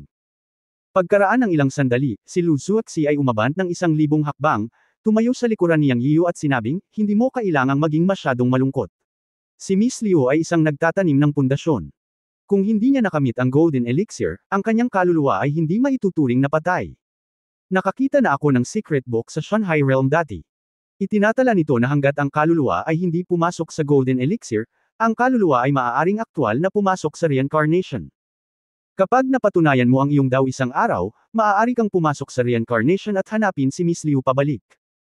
Sinabi ito ni Lu Zuoxi dahil natatakot siyang mapahamak si Yang Yiyo, at hindi niya alam kung may reincarnation sa totoong mundo o kung ang mga taong hindi nakamit ang Golden Elixir ay maaaring pumasok sa reincarnation pagkatapos ng kamatayan.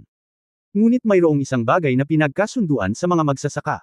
Kapag naabot ng cultivation ang Golden Elixir, ang kaluluwa ay papasok sa Golden Elixir. Sa ganitong paraan, kapag naganap ang kamatayan, ang tunay na kaluluwa ay nawawala sa mundo at ganap na namamatay. Hindi nakamit ni Liu Lingling ang Golden Elixir. Nang inag si Yang Yiyo nang marinig niya ito, at kumislap ang kanyang mga mata. Sa katunayan, naunawaan din niya ang teorya ng reincarnation.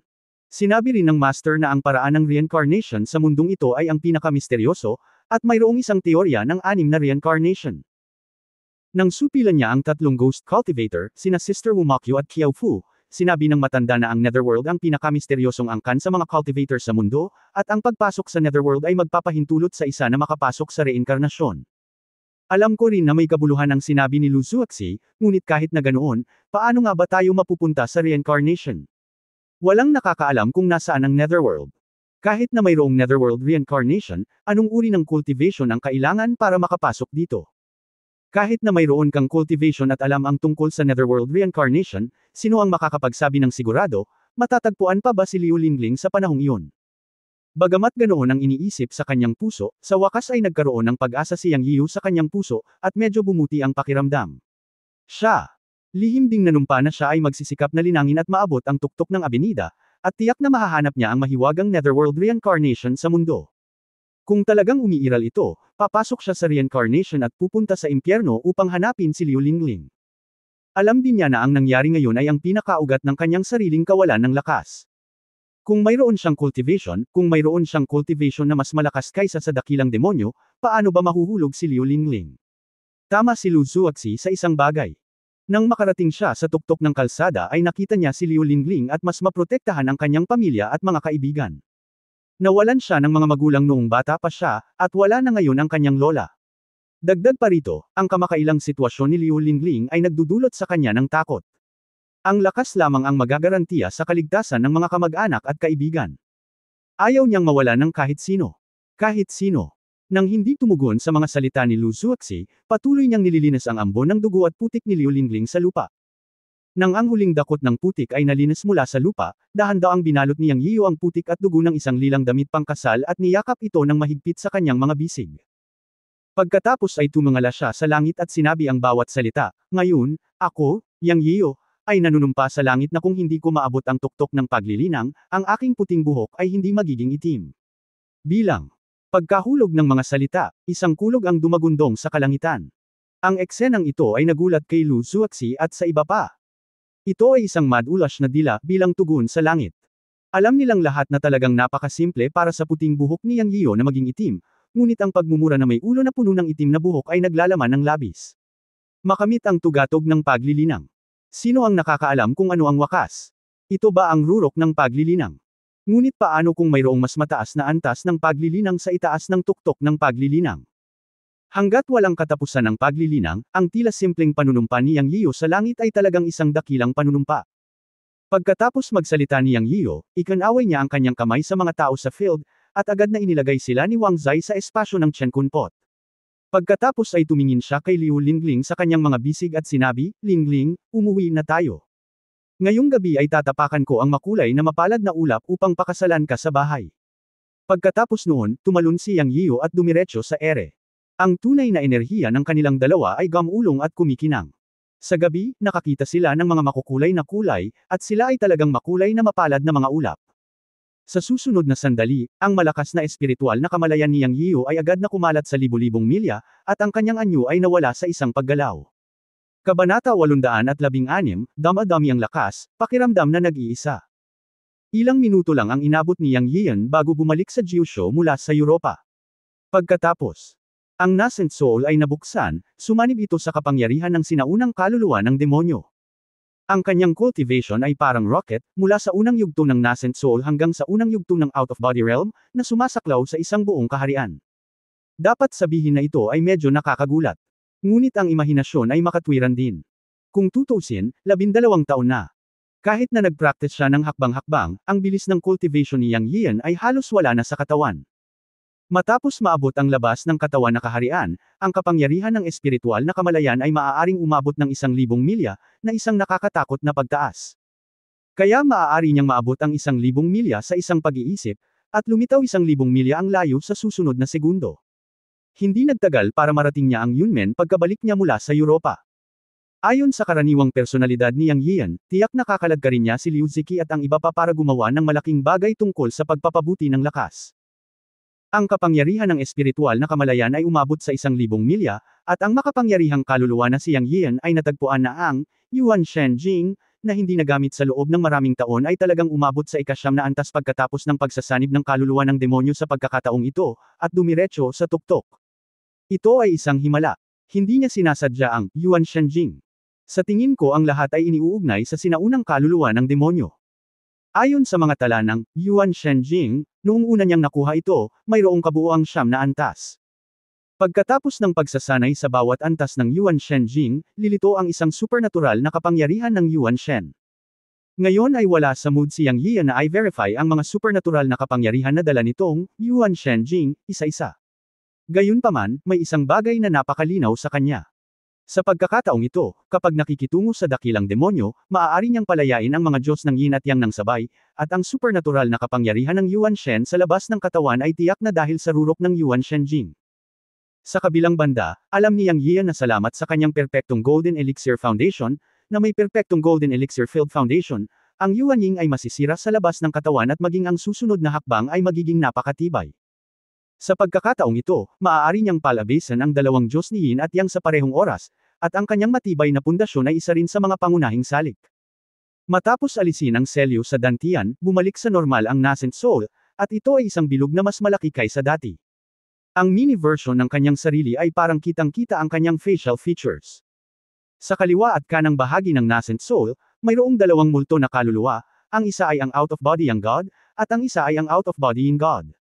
Ito ang mga palatandaan na ang cultivation ay umabot na sa out-of-body realm. Ang bawat out-of-body cultivator ay maaaring gumawa ng Yin at Yang gods, upang ang kaluluwa ay lumipad palabas ng katawan at maglakbay sa kalangitan. Ang pagkakaiba ay mayroon ding mga pagkakaiba sa lakas. Kung mas malakas ang kaluluwa, o mas malakas ang kaluluwa, mas magiging makapangyarihan ang mga Diyos na Yin at Yang. Sa pagpapabuti ng out-of-body realm, ang hitsura ng Yin at Yang gods ay unti-unting magiging malinaw mula sa phantom. Kung patuloy kang magsasanay sa great perfection of out-of-body, ang Yin at Yang gods ay magiging kamukha ng nascent soul, at lahat ng facial features ay makikita ng malinaw. Para sa Yin at Yang gods sa out-of-body realm, sa pangkalahatan, mas matibay ang pundasyon, o mas makapangyarihan ang kaluluwa, mas mataas ang level kapag nakakamit ang golden elixir, mas malaki ang phantom pagkatapos umalis ang Yin at Yang gods sa katawan. Tulad ng anino ng Yin god ng dakilang Demon Lord pagkatapos umalis sa kanyang katawan ay 3 talampakan ang taas, Yang Yiyan, Sa parehong antas, hindi lamang ang yin at yang gods ay umalis sa kanyang katawan ng sabay, lumabag sa batas ng langit, ngunit ang anino ng yin at yang gods ay siyam na talampakan ang taas sa sandaling sila ay lumabas. Ito pa lamang ang unang yugto ng kanyang pag-alis sa kanyang katawan. Kung tataas muli ang kanyang cultivation level sa hinaharap, na umabot sa gitna, huli, at mahusay na pagiging perpekto ng pag-alis sa kanyang katawan, ang kanyang mga yin at yang gods ay magiging mas matangkad at mas malakas pagkatapos umalis sa kanyang katawan. Pagkatapos ng kaluluwa, iniiwan ang katawan sa labas ng katawan na kaharian, karaniwan, ito man ay anino ng yin god o yang god, ito ay nagsisimula sa laki ng isang normal na tao. Tanging ang mga may pambihirang talento at makapangyarihang mga kaluluwa ang magkakaroon ng hindi pangkaraniwang mataas na anino sa simula. Ang napakalaki ng dakilang Demon Lord, hindi pa banggitin na siya ay isang matandang demonyo sa panahon ng Mahayana na pumalit sa katawan at muling nilinang, pilit na pinapabuti ang kanyang paglilinang sa labas ng katawan, at ang Yin God ay 3 talampakan ang taas sa sandaling umalis siya sa kanyang katawan. Ngunit si Yang Yin ay mas nakakatakot. Ang Yin at Yang Gods ay iniwan ang kanyang katawan ng direkta sa siyam na talampakan, at ang dakilang Demon Lord ay halos natakot sa kalokohan sa oras na iyon. Pagkatapos ng lahat, nakinabang si Yang Yin sa lahat ng aspeto. Sa isang mahusay na pagunlad sa lakas, hindi siya masaya dahil sa pagkamatay ni Liu Lingling. Siya pinagmamasdan lang ang normal na sitwasyon ng katawan at hindi na pinansin. Pagkabalik sa Yunmen, ikinaway niya ang kanyang kamay para pakawalan ang magkapatid na Lu, vampira na si Ruth, pangalawang apprentice na sina Wang Zhenren, Wu Mokyu at Wang Zai sa espasyo ng Chen Kunpot. Si Sister Mei lang ang hindi madaling lumitaw at nanatili sa espasyo ng Chen Kunpot. Bumaba ka at magpahinga, paliwanag ni Yang Yiu sa ilang tao, at dumiretso sa likod ng bundok ng Yunmen na may putik at dugo ni Liu Lingling sa kanyang mga braso. Nagkatinginan ang magkapatid na Lu at ang iba pa, medyo nag-aalala kay Yang Yiu, ngunit sa parehong oras ay lalo silang naging curious kay Yang Yiu. Maliban kina Wang Zhenren at Wu Mokyu, alam nilang lahat sa unang pagkakataon na si Yang Yiu ay may mas misteryoso at advanced na Chen Kunpot space. Sa isip ng magkapatid na Lu, ang Chen Kunpot at Yunmen Dongtian ay simpleng pagkakaiba sa pagitan ng isang marangyang villa at isang mud house. Talagang nagbigay ito ng matinding pagkabigla sa puso ng iilang tao. Lalo na ang vampirang si Ruth, sa unang pagkakataon ay nakita niya ang misteryo ng master na si Yang Yiu. Narinig niya mula kay Lu Yusho na may isa pang paraiso sa Yunmen. Nang makita ang malungkot na pag-alis ni Yang Yiu, ang mga mata ng vampira na si Ruth ay puno ng pagkahumaling. Maraming tao ang lumitaw sa pintuan ng lumang bahay, na ikinaalarma nina Jiaonan, Dugu Walking at iba pa. Pagkalabas, nakita nila ang magkapatid na Lu at isang malaking banyagang kabayo na may blonde na buhok at asul na mga mata. Ang mainit na katawan ay nagpainggit sa ilang babae. Ang unang naisip niya ay baka isa itong babaeng ibinalik ng kaaway ni Yang Yiu. Bilang pangunahing asawa, sinumpa ni Jiaonan si Yang Yiu sa kanyang puso, tumingin kay Lu Zuoxi, at sa wakas ay tumingin sa vampirang si Ruth. Nagtanong siya na may masamang mukha, nasaan ang kaaway na si Lu Hufa. Pagbalik niya, dinilaan niya kami ng isang dayuhang kapatid. Promising talaga siya. Puno ng selos ang tono. Oo, lalong lumalakas ang loob ni Yanzi.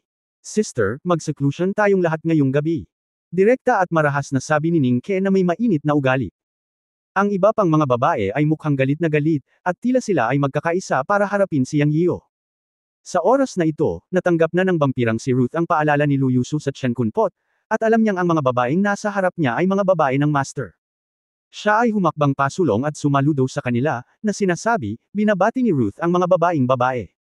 Sa isang pangungusap, sinabi ni Ruth ang kanyang pagkakakilanlan, na parabang sinasabing, ako ay alipin ng Panginoon, at ang mga may bahay ay hindi dapat magselos. Dahil dito, medyo napahiya si Jiaonan at ang iba pa. Pagkatapos ay hinanap nila si Yang Yiu at tinanong ang magkapatid na Lu kung saan nagpunta si Yang Yiu. Sa oras na ito, hindi alam ni Jiaonan at ng iba pa na may problema si Liu Lingling, kung hindi ay hindi nila sasabihin na nagseselos sila at gustong parusahan si Yang Yiu. Sa katunayan, maraming kababaihan ang nakakaalam tungkol sa pagkakaroon ni Liu Lingling, at alam din nila na si Liu Lingling ay kaklase ni Yang Yiu noong kolehiyo at kanang kamay ni Yang Yiu sa sinaunang kabisera. Hindi kalabisan na sabihin na ang Yunqi International ay hindi magiging kung ano ito ngayon kung wala ang tulong ni Liu Lingling. Kahit si Jiaonan ay alam na kung tinanggap ni Yang Yiu ang pag-amin ni Liu Lingling, wala na siyang pagkakataong maging reyna ngayon. Alam ni Lin Huan ang nangyayari. Eto na, pagkaraang makapagtapos ng pag-aaral, nag-abroad si Liu Lingling. Siya ay isang malapit na kaibigan at matalik na kaibigan ni Liu Lingling, ngunit kalaunan ay nakasama niya si Yang Yiu. Sa paglipas ng mga taon, palaging naaawa si Lin Huan kay Liu Lingling.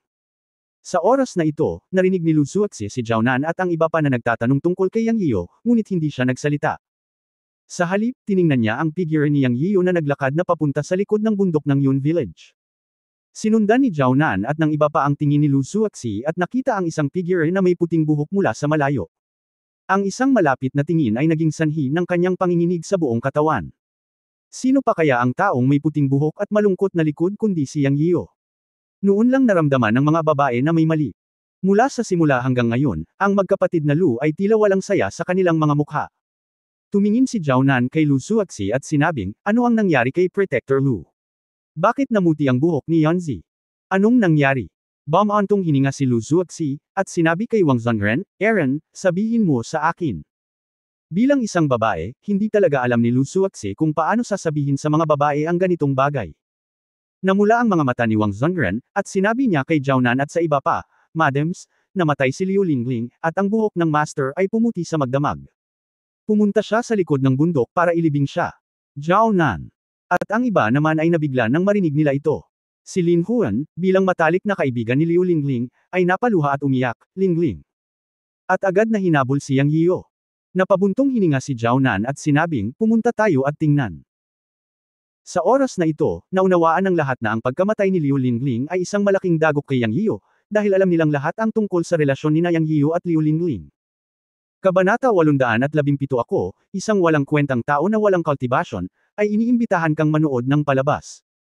Inilibing ni Yang Yiyo si Liu Lingling sa likod ng bundok ng Yunmen at nagtayo ng libingan. Ang nasa itaas ay ang kanyang asawang si Liu Lingling.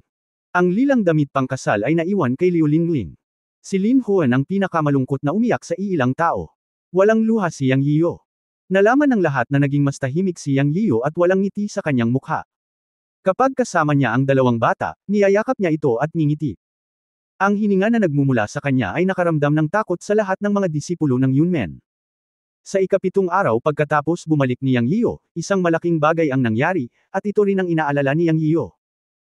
Ang balita ay nagmula sa sinaunang martial arts world na isang napakalakas na sinaunang martial artist ang lumitaw, at pagkatapos ay ang unang hinto ay Kunlun at nakipaglaban sa maraming masters ng Kunlun.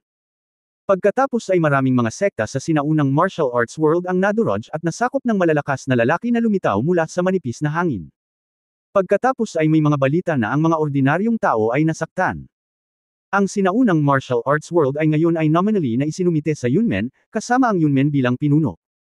May mga insidente ng sapilitang pagpapaalipin, at ang mga puwersang ito ay pumunta sa Yunmen upang hilingin kay Yang Yiyo na tumulong sa paggawa ng desisyon. Nang ang mga tao mula sa ilang malalaking sekta ay dumating kay Yang Yiyo, ito ay talagang ikatlong araw pagkatapos ng insidente. Sa bulwagan ng lumang bahay ng Yunmen, nagtipon ang mga tao mula sa ilang malalaking sekta at pamilya sa sinaunang martial arts world. Ang ilang mga tao ay may mga pag-aalala sa kanilang mga mukha, at ang ilang mga tao ay may kinang sa kanilang mga mata, at hindi alam kung ano ang kanilang iniisip. Mula nang bumalik si Yang Yiyo, ginugol niya ang karamihan sa kanyang oras sa likod ng bundok, tahimik na nakaupo sa tabi ng puntod ni Liu Lingling. Lumapit sa kanya si Qiu Yun at sinabing, Sir, narito ngayon ang mga pinuno at gwardya ng iba't ibang puwersa sa sinaunang martial arts world, naghihintay na pumunta ka at gumawa ng desisyon. Si Yang Yiyo, na tahimik na nakaupo, ay nagmulat ng kanyang mga mata, at dalawang sinag ng liwanag ang sumilay sa kanyang mga mata. Mahinahon niyang sinabi, hayaan mo silang maghintay. Pagkasabi nun ay pumikit ulit siya. Sa pagharap sa katahimikan ni Yang Yiyan, may gustong sabihin si Qiu Yun ngunit hindi ito nang ahas. Mula nang bumalik si Mr. mula sa Europa, hindi na siya nagsasalita, ngunit ang kanyang buong katawan ay may hindi nakikitang kamahalan na ikinatakot nilang lahat. Pagkatapos sumagot, siya umalis agad. Gusto talagang sabihin ni Qiu Yun na ang ilan sa mga taong iyon ay tila may hindi malinis na pag-iisip at may lihim na motibo, ngunit iniisip kung gaano kalaki ang figure ni Mr., paanong hindi niya alam kung ano ang nangyari sa mga araw na ito. Forget it, sana mas maging matino ang mga tao sa sinaunang martial arts world. Pagkaalis ni Qiu Yun, iminulat ni Yang Yiyan ang kanyang mga mata, tumingin sa pasukan ng Yun Village, at sinabi sa kanyang sarili, ilang tumatalon na clown lang, sana ay makatagal ka. Puno ng pagpatay ang kanyang tono. Ang malakas na espiritual na kamalayan ay maaaring pahabain ng libu-libong milya ang layo, ang pagsakop at pagsisiyasat sa lugar sa paligid ng Yunmen ay isang piraso ng cake. Pinagmamasdan niya ang mga pinuno ng mga sinaunang martial artist na dumating sa pintuan, at ilang tumatalon na clown sa kanyang mga mata. Hindi siya nagmamadaling makita ang mga ito, para lang makita kung ano ang gagawin ng mga taong ito sa huli. Ang mga sinaunang mandirigmang ito ay pumunta rito, na sinasabing sila ay pinilit at dumating upang hayaan si Yunmen na magdesisyon, ngunit ang tunay na layunin, si Yang Yiyo ay nanunuya sa kanyang puso. Paanong hindi niya alam ang nangyari nitong nakaraang 3 araw? Ngayong naibalik na ang kanyang cultivation, wala nang dapat ipag-alala sa Earth, at oras na para bumalik sa Mountain and Sea Realm. Ang paghahanap ng dakilang demonyo para ipaghiganti si Liu Lingling, ang pagpasok sa Mountain at Sea Realm para hanapin ang mga kamag-anak at kaibigang iyon, at paghahangad ng mas mataas na lakas ng cultivation, lahat ay nangangailangan ng muling pagbabalik sa Mountain and Sea Realm. Gayunpaman, bago umalis, may gusto siyang gawin para sa kanyang bayan, na isa ring kasunduan sa pagitan nila ni Lu Changqiu. Sino man na umabot sa antas ng paglilinang ng Jindan, aalisin niya, kahit sino paman, kabilang ang buong virtual na kaharian ng sinaunang martial arts world. Tungkol naman sa ang mga may lakas na mas mababa sa antas ng Jindan, hindi haharin ni Yang Yiyo at dadalhin sila sa Mountain at Sea Realm. Papatayin lang sila ng pagpunta sa Mountain and Sea Realm, at dapat din silang mag-iwan ng legacy ng insenso sa Earth. Gayunpaman, kabilang sa mga pamana ng insenso na ito, ang ilang taong may lihim na motibo ay kailangang alisin bago siya makaalis ng may kapayapaan ng isip.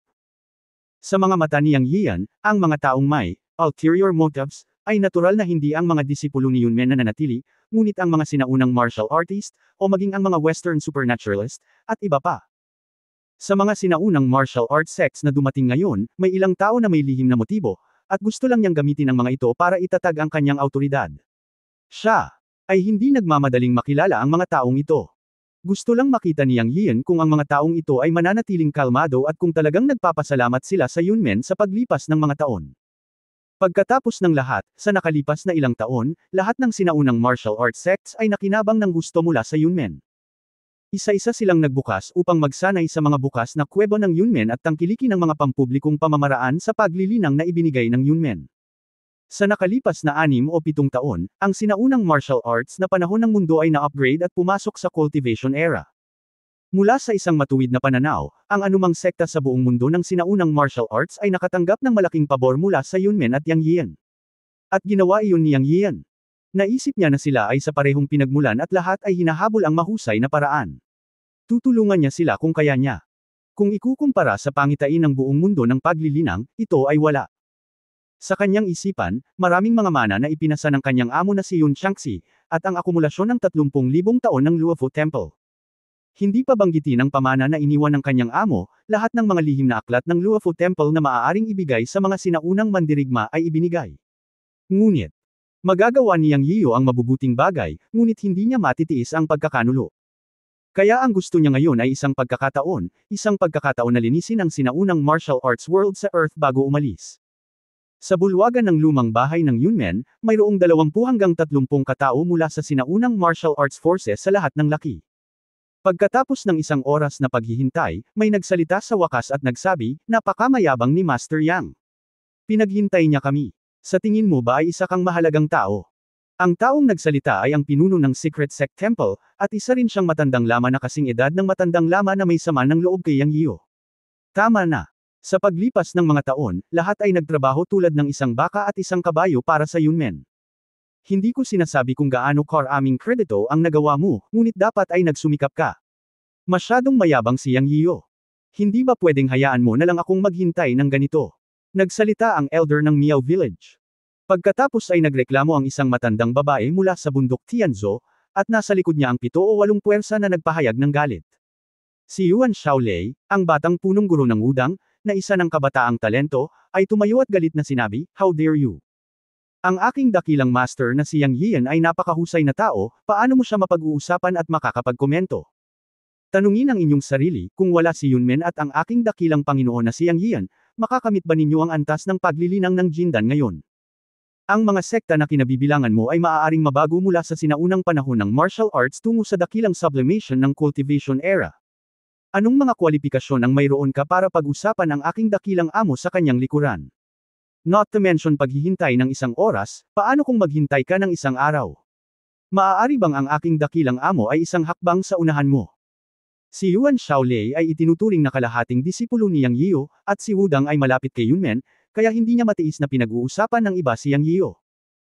Nang galit na galit ang mga tagumpay, si Yuan Shaolei at ang matatandang lalaki na ito ay pawang mga gintong elixir na nakaligtas sa makalangit na kapigatian, ngunit walang duda na ang lakas ni Yuan Shaolei ay higit na lumampas sa kanila, dahil sa pangangalaga ni Yang Yiyo, at ang mga lihim na aklat na pinagkadalubhasaan ni Yuan Shaolei, at iba pa. Na hindi angkop para sa sinumang naruroon upang makabisado. Natural, matigas siyang magsalita, may kumpiyansa at lakas. Si Master Yuan Ju, na malapit kay MA, ay umalalay kay Yuan Shaolei at sinabing, oo, ang sinabi ni Master Yuan ay hindi totoo. Tayo sa sinaunang martial arts world ay dapat magpasalamat kay Yunmen at Patriarch Yang. Kung wala sina Yunmen at Patriarch Yang, paano kaya naabot ng lahat ng tao dito ang mayroon tayo ngayon? Kailangang malaman ng mga tao kung paano magpasalamat. Mula nang turuan ni Yang Yiyo ng leksyon si Yuan Ju, nagkaroon siya ng takot kay Yang Yiyo. Nang maglaon, nakita ni Yang Yiyo na si Yuan Ju ay may mahusay na pangunawa at na si Yuan Ju ay ipinanganak sa MA, kaya para sa kapakanan ni Mei Xing, nagpakita siya ng espesyal na pabor kay Yuan Ju at pinahintulutan siyang pumasok sa Yunmen Cave Heaven upang magsanay, na nagpapahintulot kay Yuan Ju na masira ang kanyang paglilinang at mapagtagumpayan ang gininto ang Elixir Tribulation. Nagpasalamat si Yuan Ju para dito. Gayunpaman, si Qingshu ng Kunlun at ang abot ni Shaolin at ang iba pa ay nakaupo sa kanilang mga upuan ng hindi gumagalaw, ipinikit ang kanilang mga mata upang magpahinga, nang walang sinasabi. Ang matandang laman ng sekta ng Tantric ay agad na sumimangot, huwag kang magsalita ng maayos. Sa mundong ito, kahit na walang Yang Yiyo, darating din ang panahon ng paglilinang. Hindi naniniwala ang matandang monghe na ito. Hindi mo ba alam na may dumating na sugos sa Mountain and Sea Realm? Nakangitiling sinabi ng dakilang elder ng nayon ng Miao, tama, huwag mong isipin na hindi ko alam. Narinig ko na nang bumalik si Yang Yiyo mula sa Mountain and Sea Realm, ang kanyang cultivation ay ganap na nawala. Itinuring siyang walang kwentang tao. Anong klaseng mga himala ang kaya niyang gawin noon? Gumawa siya ng Yunmen Cave Heaven, na ganap na katangiang aura na dapat taglayin ng isang magic weapon, ngunit walang nakakaalam nito sa oras na iyon. Ngayon, hehe, malawak na bukas ang daanan patungo sa Mountain and Sea Realm, at maraming makapangyarihang tao mula sa Mountain at Sea Realm ang napunta sa Earth. Ang mga upper envoy na iyon ay ang tunay na dakilang mahiwagang kapangyarihan. Sa kanilang pagdating, mahirap bang buksan ang panahon ng paglilinang sa Earth? Ano? Birtod at kakayahan kailangan ba ni Yang Yiyo para sundin siya ng ating buong sinaunang martial arts world? Isang biro. Ang mga salitang ito ay nagpagalit kay Yuan Shaolei, at sasalakayin na niya ang mga walang utang na loob na lobo na ito. Gayunpaman, sa oras na ito, isang napakatahimik na boses ang umalingaw-ngaw sa bulwagan, na nagsasabing, Shaolei, huwag kang magalit. Boses iyon ni Yang Yiyo, at pagkatapos ay malamig niyang sinabi, lahat ng mga dakilang master, pumunta sa Yunmen Square. Ako, isang walang kwentang tao na walang kultibasyon, iniimbitahan kang manood ng palabas, hehe. Chapter 818 Maaari kang lumipad kung may tao sa likod mo. Kung may tao sa likod mo. Dumating ang boses at tumigil sa pandinig ng lahat. Hindi ba boses ni Yang Yiyo? Ang matanda sa nayon ng Miao na kausap lang tungkol kay Yang Yiyo sa likod ay nakaramdam ng kirot sa kanyang puso. Narinig niya ang bulong-bulungan mula sa mga disipulo ng Yunmen. Ang paglilinang ni Yang Yiyo ay ganap na nawala. Ngayon ay wala na siya, ngunit kumalat ang kanyang boses sa buong bulwagan. Paano ito magagawa ng isang taong walang paglilinang? Hindi lamang ang elder ng nayon ng Miao, kundi pati na rin ang mga mukha ng ilang tao na nagreklamo tungkol kay Yang Yiyo noon, tulad ng Tantric Sect at Tiangang Mountain, ay namutla. Parang kasing lamig ng ice cave ang boses ni Yang. Isipin ang lakas ng Yunmen sa mga taong ito.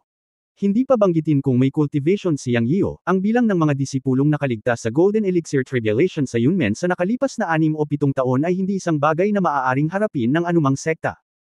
Hindi pagmamalabos na sabihin na ang buong sinaunang martial arts world ay hindi tugma para sa Yunmen lamang. Gayunpaman, ang ilang mga tao ay hindi nag-iisip, tulad ng Miao Village at ang Tantric Temple, dahil iniisip nila ang mga tao sa likod nila, at iniisip na ang mga sugo sa likod nila ay ang mga tunay na nakakabisado sa misteryoso, at si Yang Yiyo ay wala. Matapos marinig ang boses ni Yang Yiyo sa bulwagan, ang mga matatandang lalaki mula sa Kunlun at Shaolin sa wakas ay nagmulat ng kanilang mga mata, at tumingin sa isa't isa, na may iba't ibang mga mata, at lahat sila ay may sariling maliit na kalkulasyon sa kanilang mga puso. Kung hindi, si Qiu Yun, na nag-aliw sa mga taong ito, ay ngini siya ng mga sulok ng kanyang bibig at lihim na nagsabi, ang mga walang utang na loob na lobo na ito ay hindi dapat sinuri ang almanac nang pumunta sila dito ngayon. Ang paglilinang ng aking Panginoon ay talagang hindi na ibalik noon, ngunit siya ay gumaling ilang araw na ang nakalipas, at ang kanyang paglilinang ay tunay na malalim. Nanunood. Ang mga taong ito ay lumabas ng bulwagan, naisip ni Kyoyon sa kanyang puso na ang pagkawala ng paglilinang ng Master ay isang bawal ng Yunmen. Ngayon ay tila malalaman na ng mga sinaunang mandirigmang ito na maaaring may ilang mga problema sa ilang mga disipulo ng Yunmen, at kailangan nilang makipag-usap sa punong tagapangasiwa na si Chen Qibian at ang pinuno ng Penal Court, si Li Dai, na pumalit sa Penal Court. Sa Yunmen, bukod sa mga kamag-anak at kababaihan ni Yang Yian, ang magkapatid na Lu Zuoxi ang kinikilalang dakilang tagapagtanggol ng Yunmen, si Chen Qibian ang general manager sa publiko, si Li Dai ang namamahala sa Yunmen Penal Court, at si Wu Mokyo ang anino ni Yang Yian. Si Kyoyon ang general manager ng Inner Gate. May isang ghost cultivator na si Qiao Fu na bihirang magpakita ng palihim. Siya ang manager ng pamilya Yang at pinuprotektahan ni Wu Moxia ang mga kamag-anak ng pamilya Yang.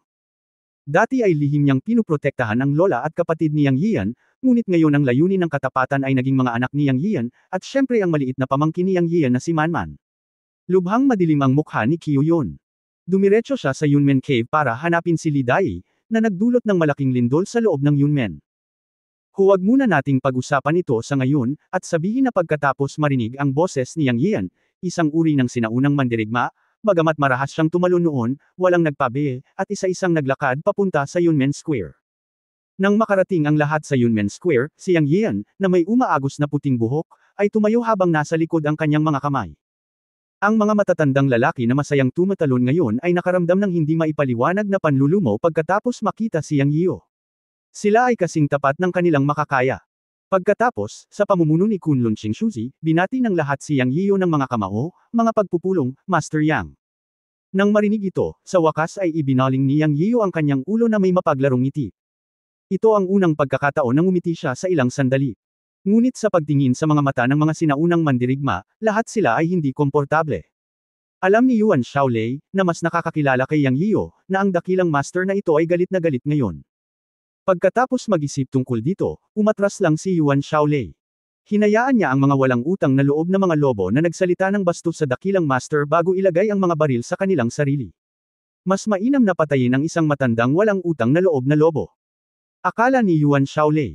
Ngumiti si Yang Yiu at tumingin sa lahat at sinabing, ano ang problema sa pagpunta ninyong lahat dito? May isang tao ba sa aking sekta ng Yunmen na nang-aapi sa mga kapwa sinaunang martial artist? O sa tingin mo ba ay hindi ka binigyan ng Yunmen ng sapat na elixir para sa iyong mga kasanayan? May iba ka bang ideya?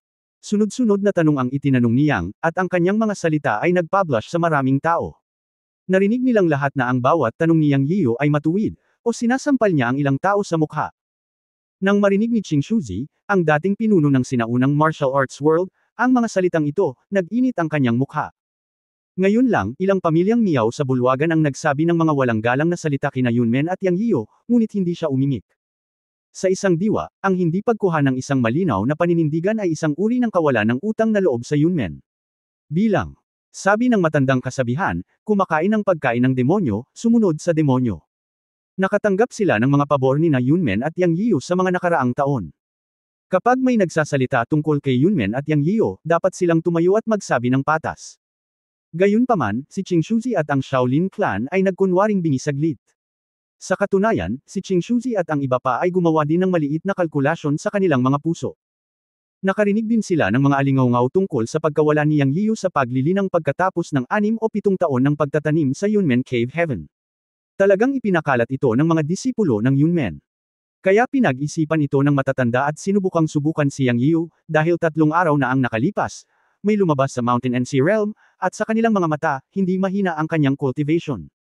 Kahit na ang mga paraan na ipinakita at ang mga blueprint na iginuhit ng bawat angkan ay napakatukso. Sa puso ng mga taong ito sa Ancient Martial Arts Realm, palaging may pakiramdam, isang naisip na pakiramdam, at isang pakiramdam ng pananibik para sa Mountain and Sea Realm. Lagi nilang iniisip na ang mga taong na lumabas sa totoong Mountain and Sea Realm ay mas malakas kaysa kay Yang Yiu. Sa Mountain and Sea Realm, mayroong isang super cultivation sect na may kasaysayan ng libo-libo at 10,000 taon. Kahit anong isipin mo, mas malakas ang Yunmen ni Yang Yiu. Kahit na nagulat sila sa mga taong iyon mula sa Mountain and Sea Realm, ang Kunlun at Shaolin clans kung saan naaalala pa rin ni Qingshuzi ang pabor ni Yunmen. Gayunpaman, mayroong isang plano pagkatapos ng lahat. Nangako ang mga taong iyon sa Mountain and Sea Realm na dadalhin ang kanilang mga sect disciples sa Mountain and Sea Realm para sa cultivation, at bibigyan sila ng mga teknik at elixir na kailangan nila. Ang kailangan nilang gawin ay ipasailalim sila, maghanap ng bagay para sa kanila sa Earth, at malaman kung talagang may kuweba sa Cloud Gate. Hinayaan pa nila silang manguna at puksain ang Cloud Gate ngayon. Sa huling pagsusuri, wala silang magawa. Ang kanilang mga iniisip sa pagpunta sa Yunmen ngayon ay komplikado. Sa kanilang mga puso, naaalala pa rin ni Qing Shuzi at ng karamihan sa mga tao ang mga benepisyo ng Yunmen. Ang dahilan kung bakit hindi sila nagsalita tungkol sa mga bastos na salita ng mga pamilya ng Miao Village kay Yunmen at Yang Yiu ay gusto nilang subukan kung nawala ba talaga ni Yang Yiu ang lahat ng kanyang cultivation. Kung gayon, kailangan nilang gumawa ng bagong pagpipilian para kina Yang Yiu at Yunmen. Kung hindi, ang katotohanan na nawala ni Yang Yiu ang lahat ng kanyang cultivation ay hindi totoo, at sila ay tatayo pa rin sa panig ni Yang Yiu at Yunmen. Sa opinyon ni Qing Shuzi at ng iba pa, si Yang Yiu ay isa sa kanila, at ang mga magsasaka mula sa Mountain at Sea Realm ay mga tagalabas sa kanila. Bagamat ang mga tao mula sa Mountain and Sea Realm ay nangako ng mga benepisyo, hindi sila masyadong praktikal kung tutuusin. Sa kasaysayan ng sinaunang martial arts realm, ang Mountain and Sea Realm ay talagang nagdulot ng malaking bilang ng mga inosenteng pagkamatay sa Earth ng ilang beses na dumating sila sa Earth. Ito ay nakumpirma sa nakalipas na 3 araw. Sa loob ng 3 araw na ito, ang mga nagmula sa Mountain and Sea Realm ay puno ng paghamak at pagwawalang bahala nang tretuhin nila ang kanilang mga alagad, at inabuso pa ang maraming babae. Ang ilan ay umatake pa sa mga inosenteng ordinaryong tao. Ito ang mga alalahanin ni Qing Shuzi at ng iba pa. Tanging ang Miao Village, ang Mizang Temple, Tiangang Mountain, at iba pa ay tila walang pag-aalinlangan ngayon at bumaling na sa tinatawag na mga sugo ng Mountain and Sea Realm. Nang marinig ang mga salita ni Yang Yiu, nag-iinit ang mga lumang mukha ni Qing Shuzi at ng iba pa, ngunit hindi nila alam kung paano sisigot ng ilang sandali. Pagkaraan ng ilang sandali, huminga ng malalim si Qing Shuzi at sinabing, seryoso si Master Yang. Kung hindi dahil kay Master Yang at Yunmen, hindi natin makakamit ang mayroon tayo ngayon sa sinaunang martial arts world. Tatandaan namin ang dakilang pabor na ito sa aming mga puso. Gumawa ng desisyon si Qing Shuzi sa isang iglap, at nagpasya siyang sumulong at umatras kasama si Yang Yiu. Pagkatapos ng lahat, mayroong relasyon sa pagitan ni Lei Ting at ng kanyang disipulong si Zhon Qingren at Yang Yiu. Natagpuan din niya ang hindi maarak sa mga mata ni Yang Yiu. Bilang karagdagan sa sound transmission ni Lei Ming dati, paano ito magiging isang taong walang cultivation? Pagkatapos ay si Shaolin, Emmy at iba pang malalaki at maliliit na puwersa ay nagpahayag din ng kanilang mga opinyon at piniling tumayo sa panig ng Yunmen.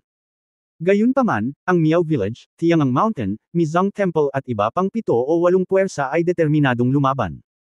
Walang nagsalita at lahat sila ay tumingin kay Yang Yiu na may kumikislap na mga mata. Pinaikit ni Yang Yiu ang kanyang mga mata at ngumiti. Tumingin siya sa Miao Village at sinabing dahan-dahan, sa tingin mo. Makakalipad ka kung may kasama ka sa likod mo. Kabanata 819, ang sugo sa iyong mga mata ay isang langgam sa aking mga mata. Si Yang Yiu ay may ngiti sa kanyang mukha at nagsalita sa mababang tono, ngunit sa pandinig ng mga taong Miao, ito ay kasing lamig ng pagkahulog sa isang ice cellar. Nagsimulang manginig ang lahat. Sa sinabi ni Yang Yiu, tila alam niya na may master sa likod ng lahat. Ito. Hindi ko alam kung nawala ba talaga ang cultivation ni Yang Yiu. Anyway, hanggang ngayon, wala pa silang nararamdamang cultivation sa Yang Yiu.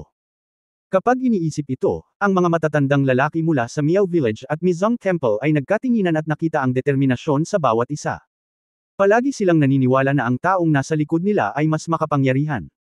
Pagkatapos ng lahat, ang mga tao ng Shanhaiji ay mga katutubong tao at isang mahusay na sekta ng paglilinang na naipasa sa libu-libong taon, ngunit malinaw ang mga ito tungkol sa kasaysayan ng Yang Yiu at Yunmen.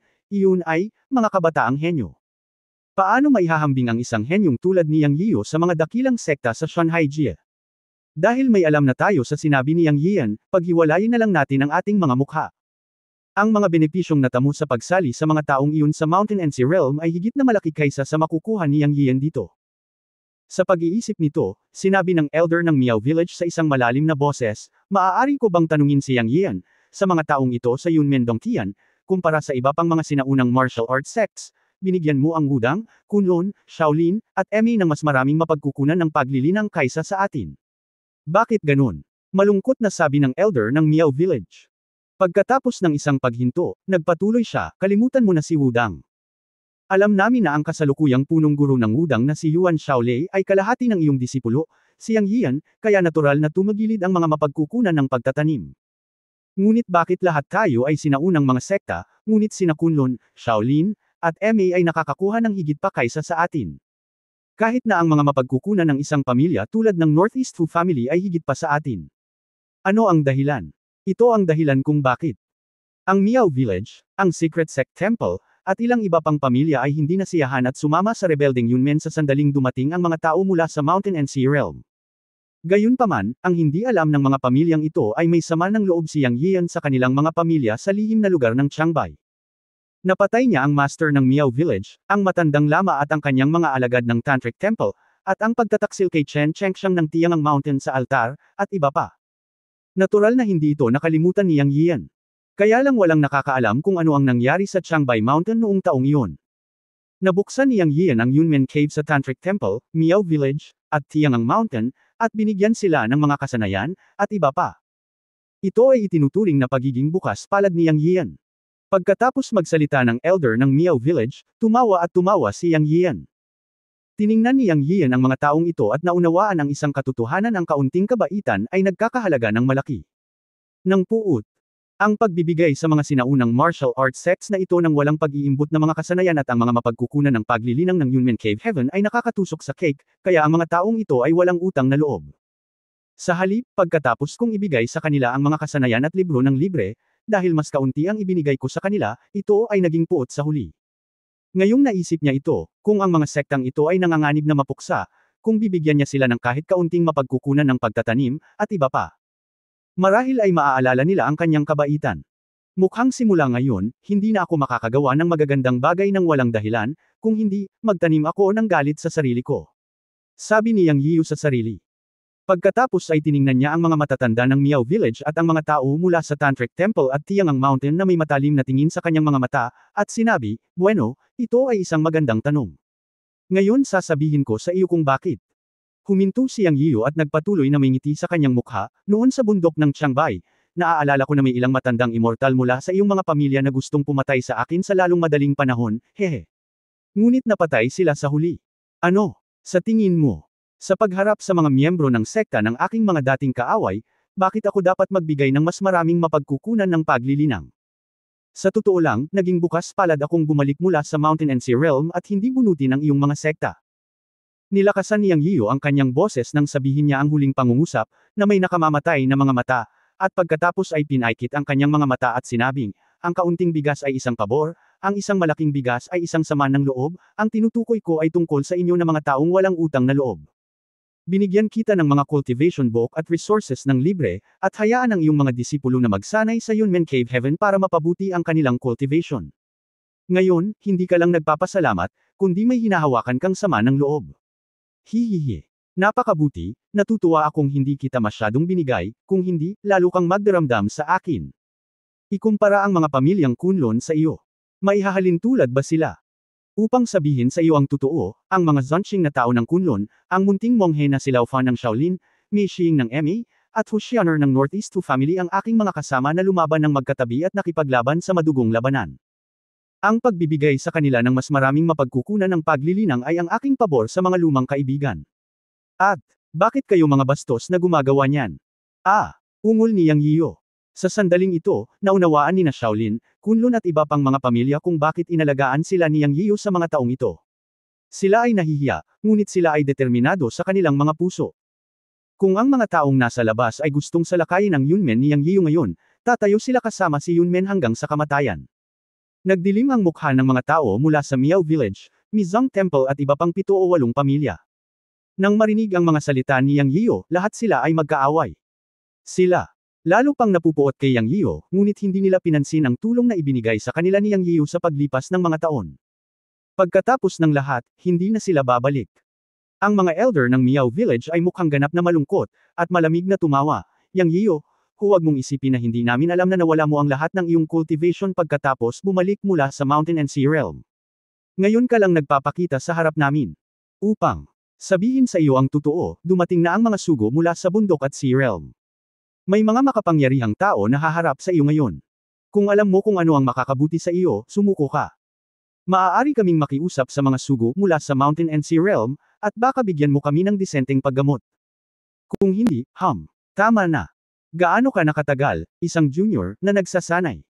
Ang mga sugo mula sa Mountain at Sea Realm ay pawang makapangyarihang mga sekta na naipasa sa libu-libong taon. Super forces sila. Pinapayuhan kitang sumuko. Ang matandang lama mula sa Mizang Temple ay nagsalita rin ng may pananabik. Ang mga tao mula sa bundok Tiangang ay humakbang pasulong at sinabi ang isang bagay na mas walang kahihiyan. Tumingin sila sa iba pang mga sinaunang mandirigma at sinabi, si Yang Yiyu at Yunmen ay naubusan ng swerte ngayon. Ang Shanghai Supreme Envoy ay napalibutan ng Yunmen. Maaari nating makuha si Yang Yiyu at gumawa ng merito na serbisyo. Pagkatapos ay natural na tayo ay papaboran ng Shanghai Supreme Envoy upang magsanay sa Shanghai Realm, at pagkatapos ay lahat ay maaaring makapasok sa Shanghai Realm. Tama, mamamatay sina Yang Yiyu at Yunmen ngayon. Ang mga pinuno ng 7 o 8 puwersa ay lalong nasa sabik habang sila ay nagsasalita, na parabang nakakita sila ng magandang kinabukasan. Nakangiting tumayo si Yang Yiyu, pinapanood ang mga taong ito na naghihikayat sa iba na parang dugo ng manok, at pagkatapos ay ngumiti din siya at tumingin kay Kunlun at iba pang puwersa ng Zhongren at nagsabi, lahat, maaari na kayong pumila. Gayunpaman, wala sa mga pangunahing puwersa tulad ng Qingxuzi at Shaolin Emi ang lumipat, at walang sinuman sa natitirang puwersa ang gumalaw. Pagkatapos ay nahati sila sa 2 paksayon, kung saan ang Kunlun at iba pang puwersa ay minumura ang Maojai at iba pang 7 o 8 puwersa. Comfortable si Yang Yiyu sa pakikinig sa eksenang ito. Kung talagang nanindigan ang mga pamilyang Kunlun kasama ang Maojai at iba pang mga pamilya, medyo madidismaya siya. Sa oras na ito, sa tuktok ng likod na bundok ng Yunmen, si Wang Zhongren, ang magkapatid na Lu, Jiaonan, Dugu Walking at iba pa ay nanunood sa sitwasyon sa Yunmen Square. Tumawa si Wang Zhongren at nagsabi ng 2 salita, isang grupo ng mga idiot. Tama, haha, manood tayo mamaya ng performance ni Yanzi. Tumawa si Li Dai. Tanging ang mga tunay na pangunahing figure ng Yunmen ang nakakaalam kung anong uri ng ibig sabihin mayroon si Yang Yiyu ngayon. Sa sandaling ito, pinanood ni Yang Yiyu ang mga sinaunang mandirigma na nahati sa 2 grupo at sinumpa ang isa't isa. Sa wakas, tumigil na siya sa pagtawa at umubo. Nakatayo siya sa gitna ng 2 gilid. Matapos umubo, huminto ang magkabilang panig. Pagkatapos ay ipinikit ni Yang Yiyu ang kanyang mga mata at minisyon ang nayo ng Miao at sinabing, nakalimutan kong hiniling ko sa iyo na pumunta sa plaza para manood ng palabas. Ngayon ay magsisimula na ang palabas. Buksan ang iyong mga mata ng aso at manood. Ipapakita ko sa iyo na ang mga sugo sa iyong mga mata ay mga langgam sa aking mga mata. Sa sandaling matapos magsalita si Yang Yiyu, pumailan lang siya sa hangin, ang kanyang katawan ay agad na umabot sa taas na 12 ng metro, at pagkatapos ay bumulong siya ng 4 na salita, ang kaluluwa ay wala sa katawan, umalis ka rito. Ang mga sinaunang mandirigma sa plaza ay isa-isang nanlaki ang kanilang mga mata, at nakita na sa kalangitan, ang gininto ang liwanag sa katawan ni Yang Yiyu ay naging mas malaki, at pagkatapos ay lumitaw ang 2 siyam na zang na multo, isang puti at isang itim. Lumabas sa manipis na hangin sa likod niya. Pagkatapos ay hinawakan ni Yang Yiyu pasulong ang 2 kamay sa kawalan, at sa susunod na sandali ang 2 multo sa likod niya ay agad na lumipad palabas. Pagkatapos ay may mga hiyawan ng takot sa Yunmen Village. Sa susunod na sandali ay natigilan ang lahat, nakita nila ang 2 multo na lumitaw sa likod ni Yang Yiyu, humahajijek pabalik, pagkatapos ay lumipad muli palabas, hawak ang ilang tao sa kanilang malalaking kamay, biglang nahulog mula sa himpapawid. Sa isang iglap, ang mga matatanda ng nayo ng Miao, ang ilang matandang immortal mula sa bundok ng Tiangang at ang templo ng Mizang, matapos makita ang ilang mga tao na bumagsak mula sa hangin, ang kanilang mga mukha ay namutla na parang papel, at lahat sila ay nanginginig sa buong paligid. Kabanata 820, Matandang Kaibigan mula sa Sanshu City. Sa mga mata ng matatandang lalaki sa Miao Village at Tiangang Mountain, ang mga taong nahuli mula sa abot tanaw ni Yang Yiyu sa kanyang dakilang mahiwagang kapangyarihan ay walang iba kundi ang mga sugo ng Mountain at Sea Realm sa kanilang mga puso, mga taong may mahusay na mahiwagang kapangyarihan, at kanilang mga taga-suporta. Gayunpaman, paano naman ngayon? Ang marangal na sugo ng Mountain and Sea Realm ay itinapon sa lupa na parang patay na aso ni Yang Yiyu gamit ang kanyang mahiwagang kapangyarihan. Paanong hindi sila matatakot? Nagkatinginan ng Qingxuzi ni Kunlun at ang iba pa, at lihim na nagalak na wala silang ginawang katangahan. Masyadong nakakatakot si Yang Yiyu. Sa gayong dakilang mahiwagang kapangyarihan, siya ba ay isang tao na nawala ang lahat ng kanyang paglilinang? Sa sandaling ito, nagsimulang mag-alinlangan ang lahat na nang marinig nila na nawala ang lahat ng kultibasyon ni Yang Yiyu. Sinasadya ba ni Yang Yiyu na ipagkalat ito ng mga disipulo ng Yunmen? Para lang sa araw na ito, para sampilan ang lahat. Matapos pumailan lang sa hangin si Yang Yian, 2 multo ang lumitaw mula sa manipis na hangin. Para sa mga sinaunang mandirigmang ito, hindi isang mahiwagang kapangyarihan para sa kanila ang walang mga tao na lumabas, ngunit alam nila na si Yang Yian ay isang Diyos lang sa kanila sa oras na ito. Hindi lamang ang grupong ito ng mga sinaunang mandirigma, ngunit maging ang ilan sa mga disipulo ng Yunmen na nakarinig ng balita at tumakbo palabas ng Yunmen Cave upang panoorin ang kaguluhan ay nakita ito, at ang kanilang mga mukha ay sobrang init. Panatiko lang sila tungkol sa kanilang Panginoon hanggang sa buto. Sa tuktok ng likod na bundok ng Yunmen, ang mga kababaihan ni Yang Yian ay may matingkad ding mga mata at ipinagmamalaki sa kanilang mga puso. Ito ang kanilang lalaki. Sa mata ng lahat, si Yang Yian, na nakatayo sa hangin na may puting buhok at marangal, ay isa ring world-class na Diyos. Sa isang kisap mata, ang kaluluwa ni Yang Yian ay umalis sa kanyang katawan, at ang dalawang Diyos ni Yin at Yang ay kumilos, sinunggaban ang lahat ng mga taong nagtatago sa labas ng Yun Village, itinapon sila mula sa hangin, at nahulog sa Yunmen Square, isa-isang sumisigaw. Sa simula, natuklasan ng espiritual na kamalayan ni Yang Yian ang mga taong ito. Ngunit nanunood lang siya ng palabas, at gustong makita kung ano ang gagawin ng mga taong ito. Ngayon ay tila mas malamang na pumunta sila sa Yunmen Cave Heaven, at ang ikinagalit niya ay ang aktwal nilang insultuhan ang mga sinaunang mandirigmang ito na magdulot ng gulo. Ngunit nakita rin niya ang mga walang utang na loob na mga taong ito. Dahil gusto mong baguhin ang iyong mga taga-suporta, isa-isa kong tatalunan ang iyong mga taga-suporta sa kamatayan. Sa katunayan, para sa mga sinaunang mandirigmang ito, ang mga taong ito sa Mountain at Sea Realm ay mga taong may dakilang supernatural na kapangyarihan, ngunit sa mga mata ni Yang Yian, ang 6 na Yuanying Realm Cultivator ay talagang parang mga langgam, kahit isang plato ng side dish. Umalis ang kaluluwa ni Yin Yang sa kanyang katawan, at sa isang pitik ng kanyang kamay, hinawakan niya ang 6 na Yuanying mula sa labas ng Yunmen at itinapon ito sa Yunmen Square. Pagkatapos ay lumipad muli si Yang Yiu mula sa himpapawid at pumunta sa mga matatandang lalaki ng Miao Village, Mizang Temple, Tiangang Mountain, at iba pa. At nagtanong ng nakangiti, "Hey guys! Ito ba ang sugo ng bundok at dagat sa inyong paningin? Hahasabi ko na nga ba, yung mga tinatawag na envoy sa mata mo puro langgam sa mata ko. Naniniwala ka na ba ngayon?" Hindi umimik si Yang Yiu, at ang mga mukha ng mga matatanda sa nayo ng Miao ay namutla at nanginginig ang lahat.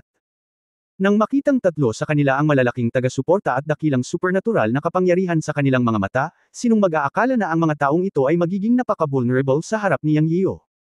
Sa oras na ito, inilabas ni Yang Yiu ang lahat ng kanyang aura habang nagsasalita, na nagparamdam sa nayo ng Miao na parang isang bundok ang bumababa sa kanila. Flop flop. Isa-isa silang bumagsak sa lupa nang walang pagtutol. "Master Yang, iligtas mo ako, alam naming mali kami, sa wakas ay may bumagsak." Wala silang choice kundi ang bumagsak. Ang mga taong pinagkakatiwalaan nila ay inaabuso na parang mga patay na aso sa mga kamay ni Yang Yiu. Wala silang kakayahang lumaban, hindi banggitin na sila ay hindi man lang langgam. Sa oras na ito, ang paghingi ng awa ay tila ang tanging paraan. Gayunpaman, nanlamig ang mga mata ni Yang Yiu at sinabi niya sa malamig na boses, "Hindi mo ba naisip na huli na para humingi ng awa ngayon?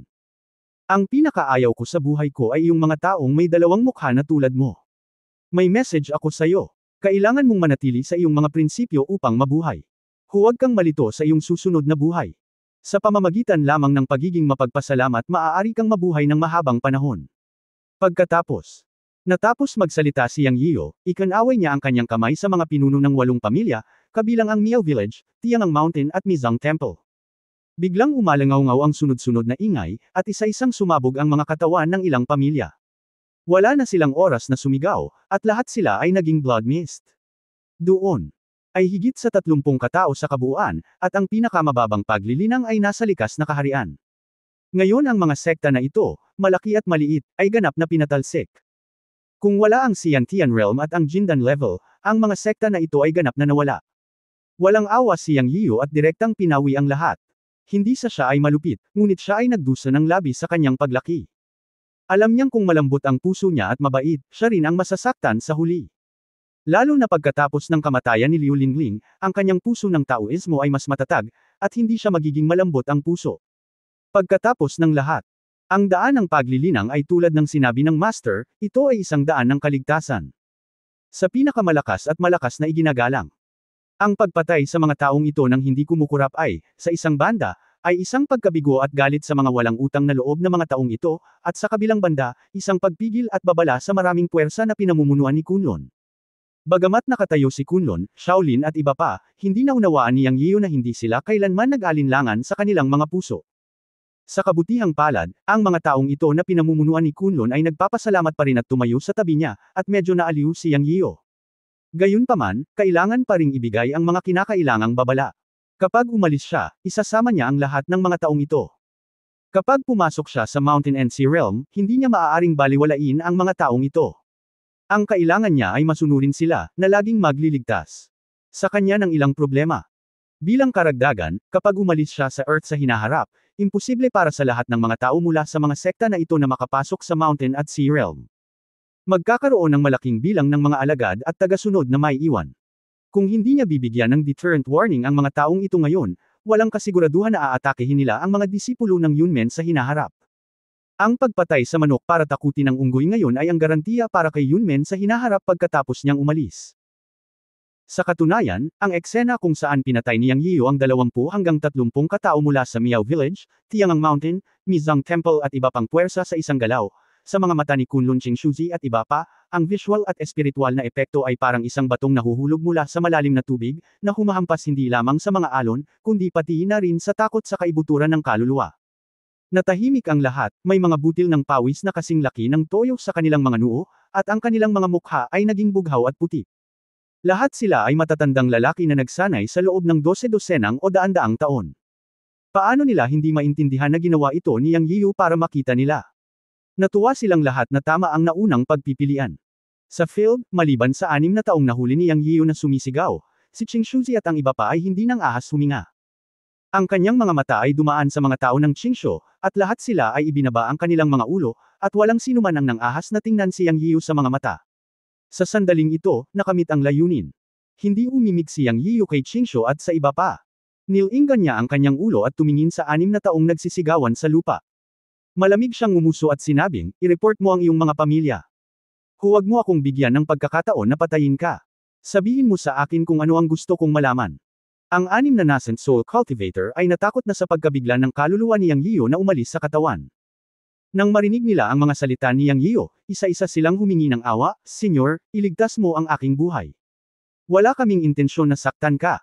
Ang unang nagsalita ay isang nasa katanghaliang gulang na lalaki sa maagang yugto ng nascent soul. Pinaikit ni Yang Yiyu ang kanyang mga mata at sinampal siya ng palad. Nakatakas ang nascent soul. Humph, walang balak na masaktan. Na may malamig na nguso, tumingin si Yang Yiyu sa 5 pa at sinabing, sana huwag niyo akong lokohin. Sino ang naglakas loob na magpakatanga sa oras na ito? Sa pagharap kay Yang Yiyu, na pumatay ng mga tao sa kaunting hindi pagkakasundo, ang natitirang 5 tao ay mukhang sobrang pangit. Alam ang mga pamamaraan ni Yang Yiyu, sila ay isang demonyo lamang. Pagkatapos, isang nasa gitnang yugto ng nascent soul ang biglang nagsabi ng isang nasa katanghaliang gulang na lalaki, Lord Yang, patawarin mo ako. Iba ako sa kanila. Narinig ko na lang na may nagsabi na bukas ang daanan sa pagitan ng Earth at ng Mountain and Sea Realm, at may secret treasure dito, kaya pumunta ako para tingnan. Ngayon, pumunta ako dito dahil narinig ko ang mga sinaunang mandirigma sa mundong ito na nagsabi na may Yunmen Cave Heaven, kaya pumunta ako dito na may intensyon na maghanap ng mga kayamanan. Walang kasalanan. Mangyaring iligtas ako, Lord Yang. Kung alam kong teritoryo ito ni Lord Yang, hindi ako mangangahas na pumunta rito kahit anong mangyari. Ang mga salita ng taong ito ay talagang naging interesado kay Yang Yiyu. Matagal na niyang hindi naririnig ang titulong Lord Yang. Ang titulong ito ay tinawag ng isang tao sa Sanshu City ng Linuo noon. Siya rin ang Deputy City Lord ng Sanshu City na hinirang ni Linuo. Mukhang kilala mo ako. Tumingin si Yang Yiyu sa medyo may edad na lalaki at nagtanong. Narinig ng nasa katanghaliang gulang na lalaki na ang tono ni Yang Yiyu ay lamambat ng gusto, at agad siyang natuwa at mabilis na sinabi, Panginoon ng lungsod Yang, nakilala kita minsan sa lungsod ng Sanshu. Ako ay isang Sanshu mula sa Sanshu City. Nagulat si Yang Yiyu nang marinig niya ito. Ang mga tao mula sa Sanshu City ay matandang magkaibigan, kaya maaari niyang itanong ang tungkol sa munting monghe at kay Brother Zog. Kinawayan niya ang kamay at hinayaang tumayo ang medyo may edad na. End of this chapter. Abangan ang susunod na kabanata.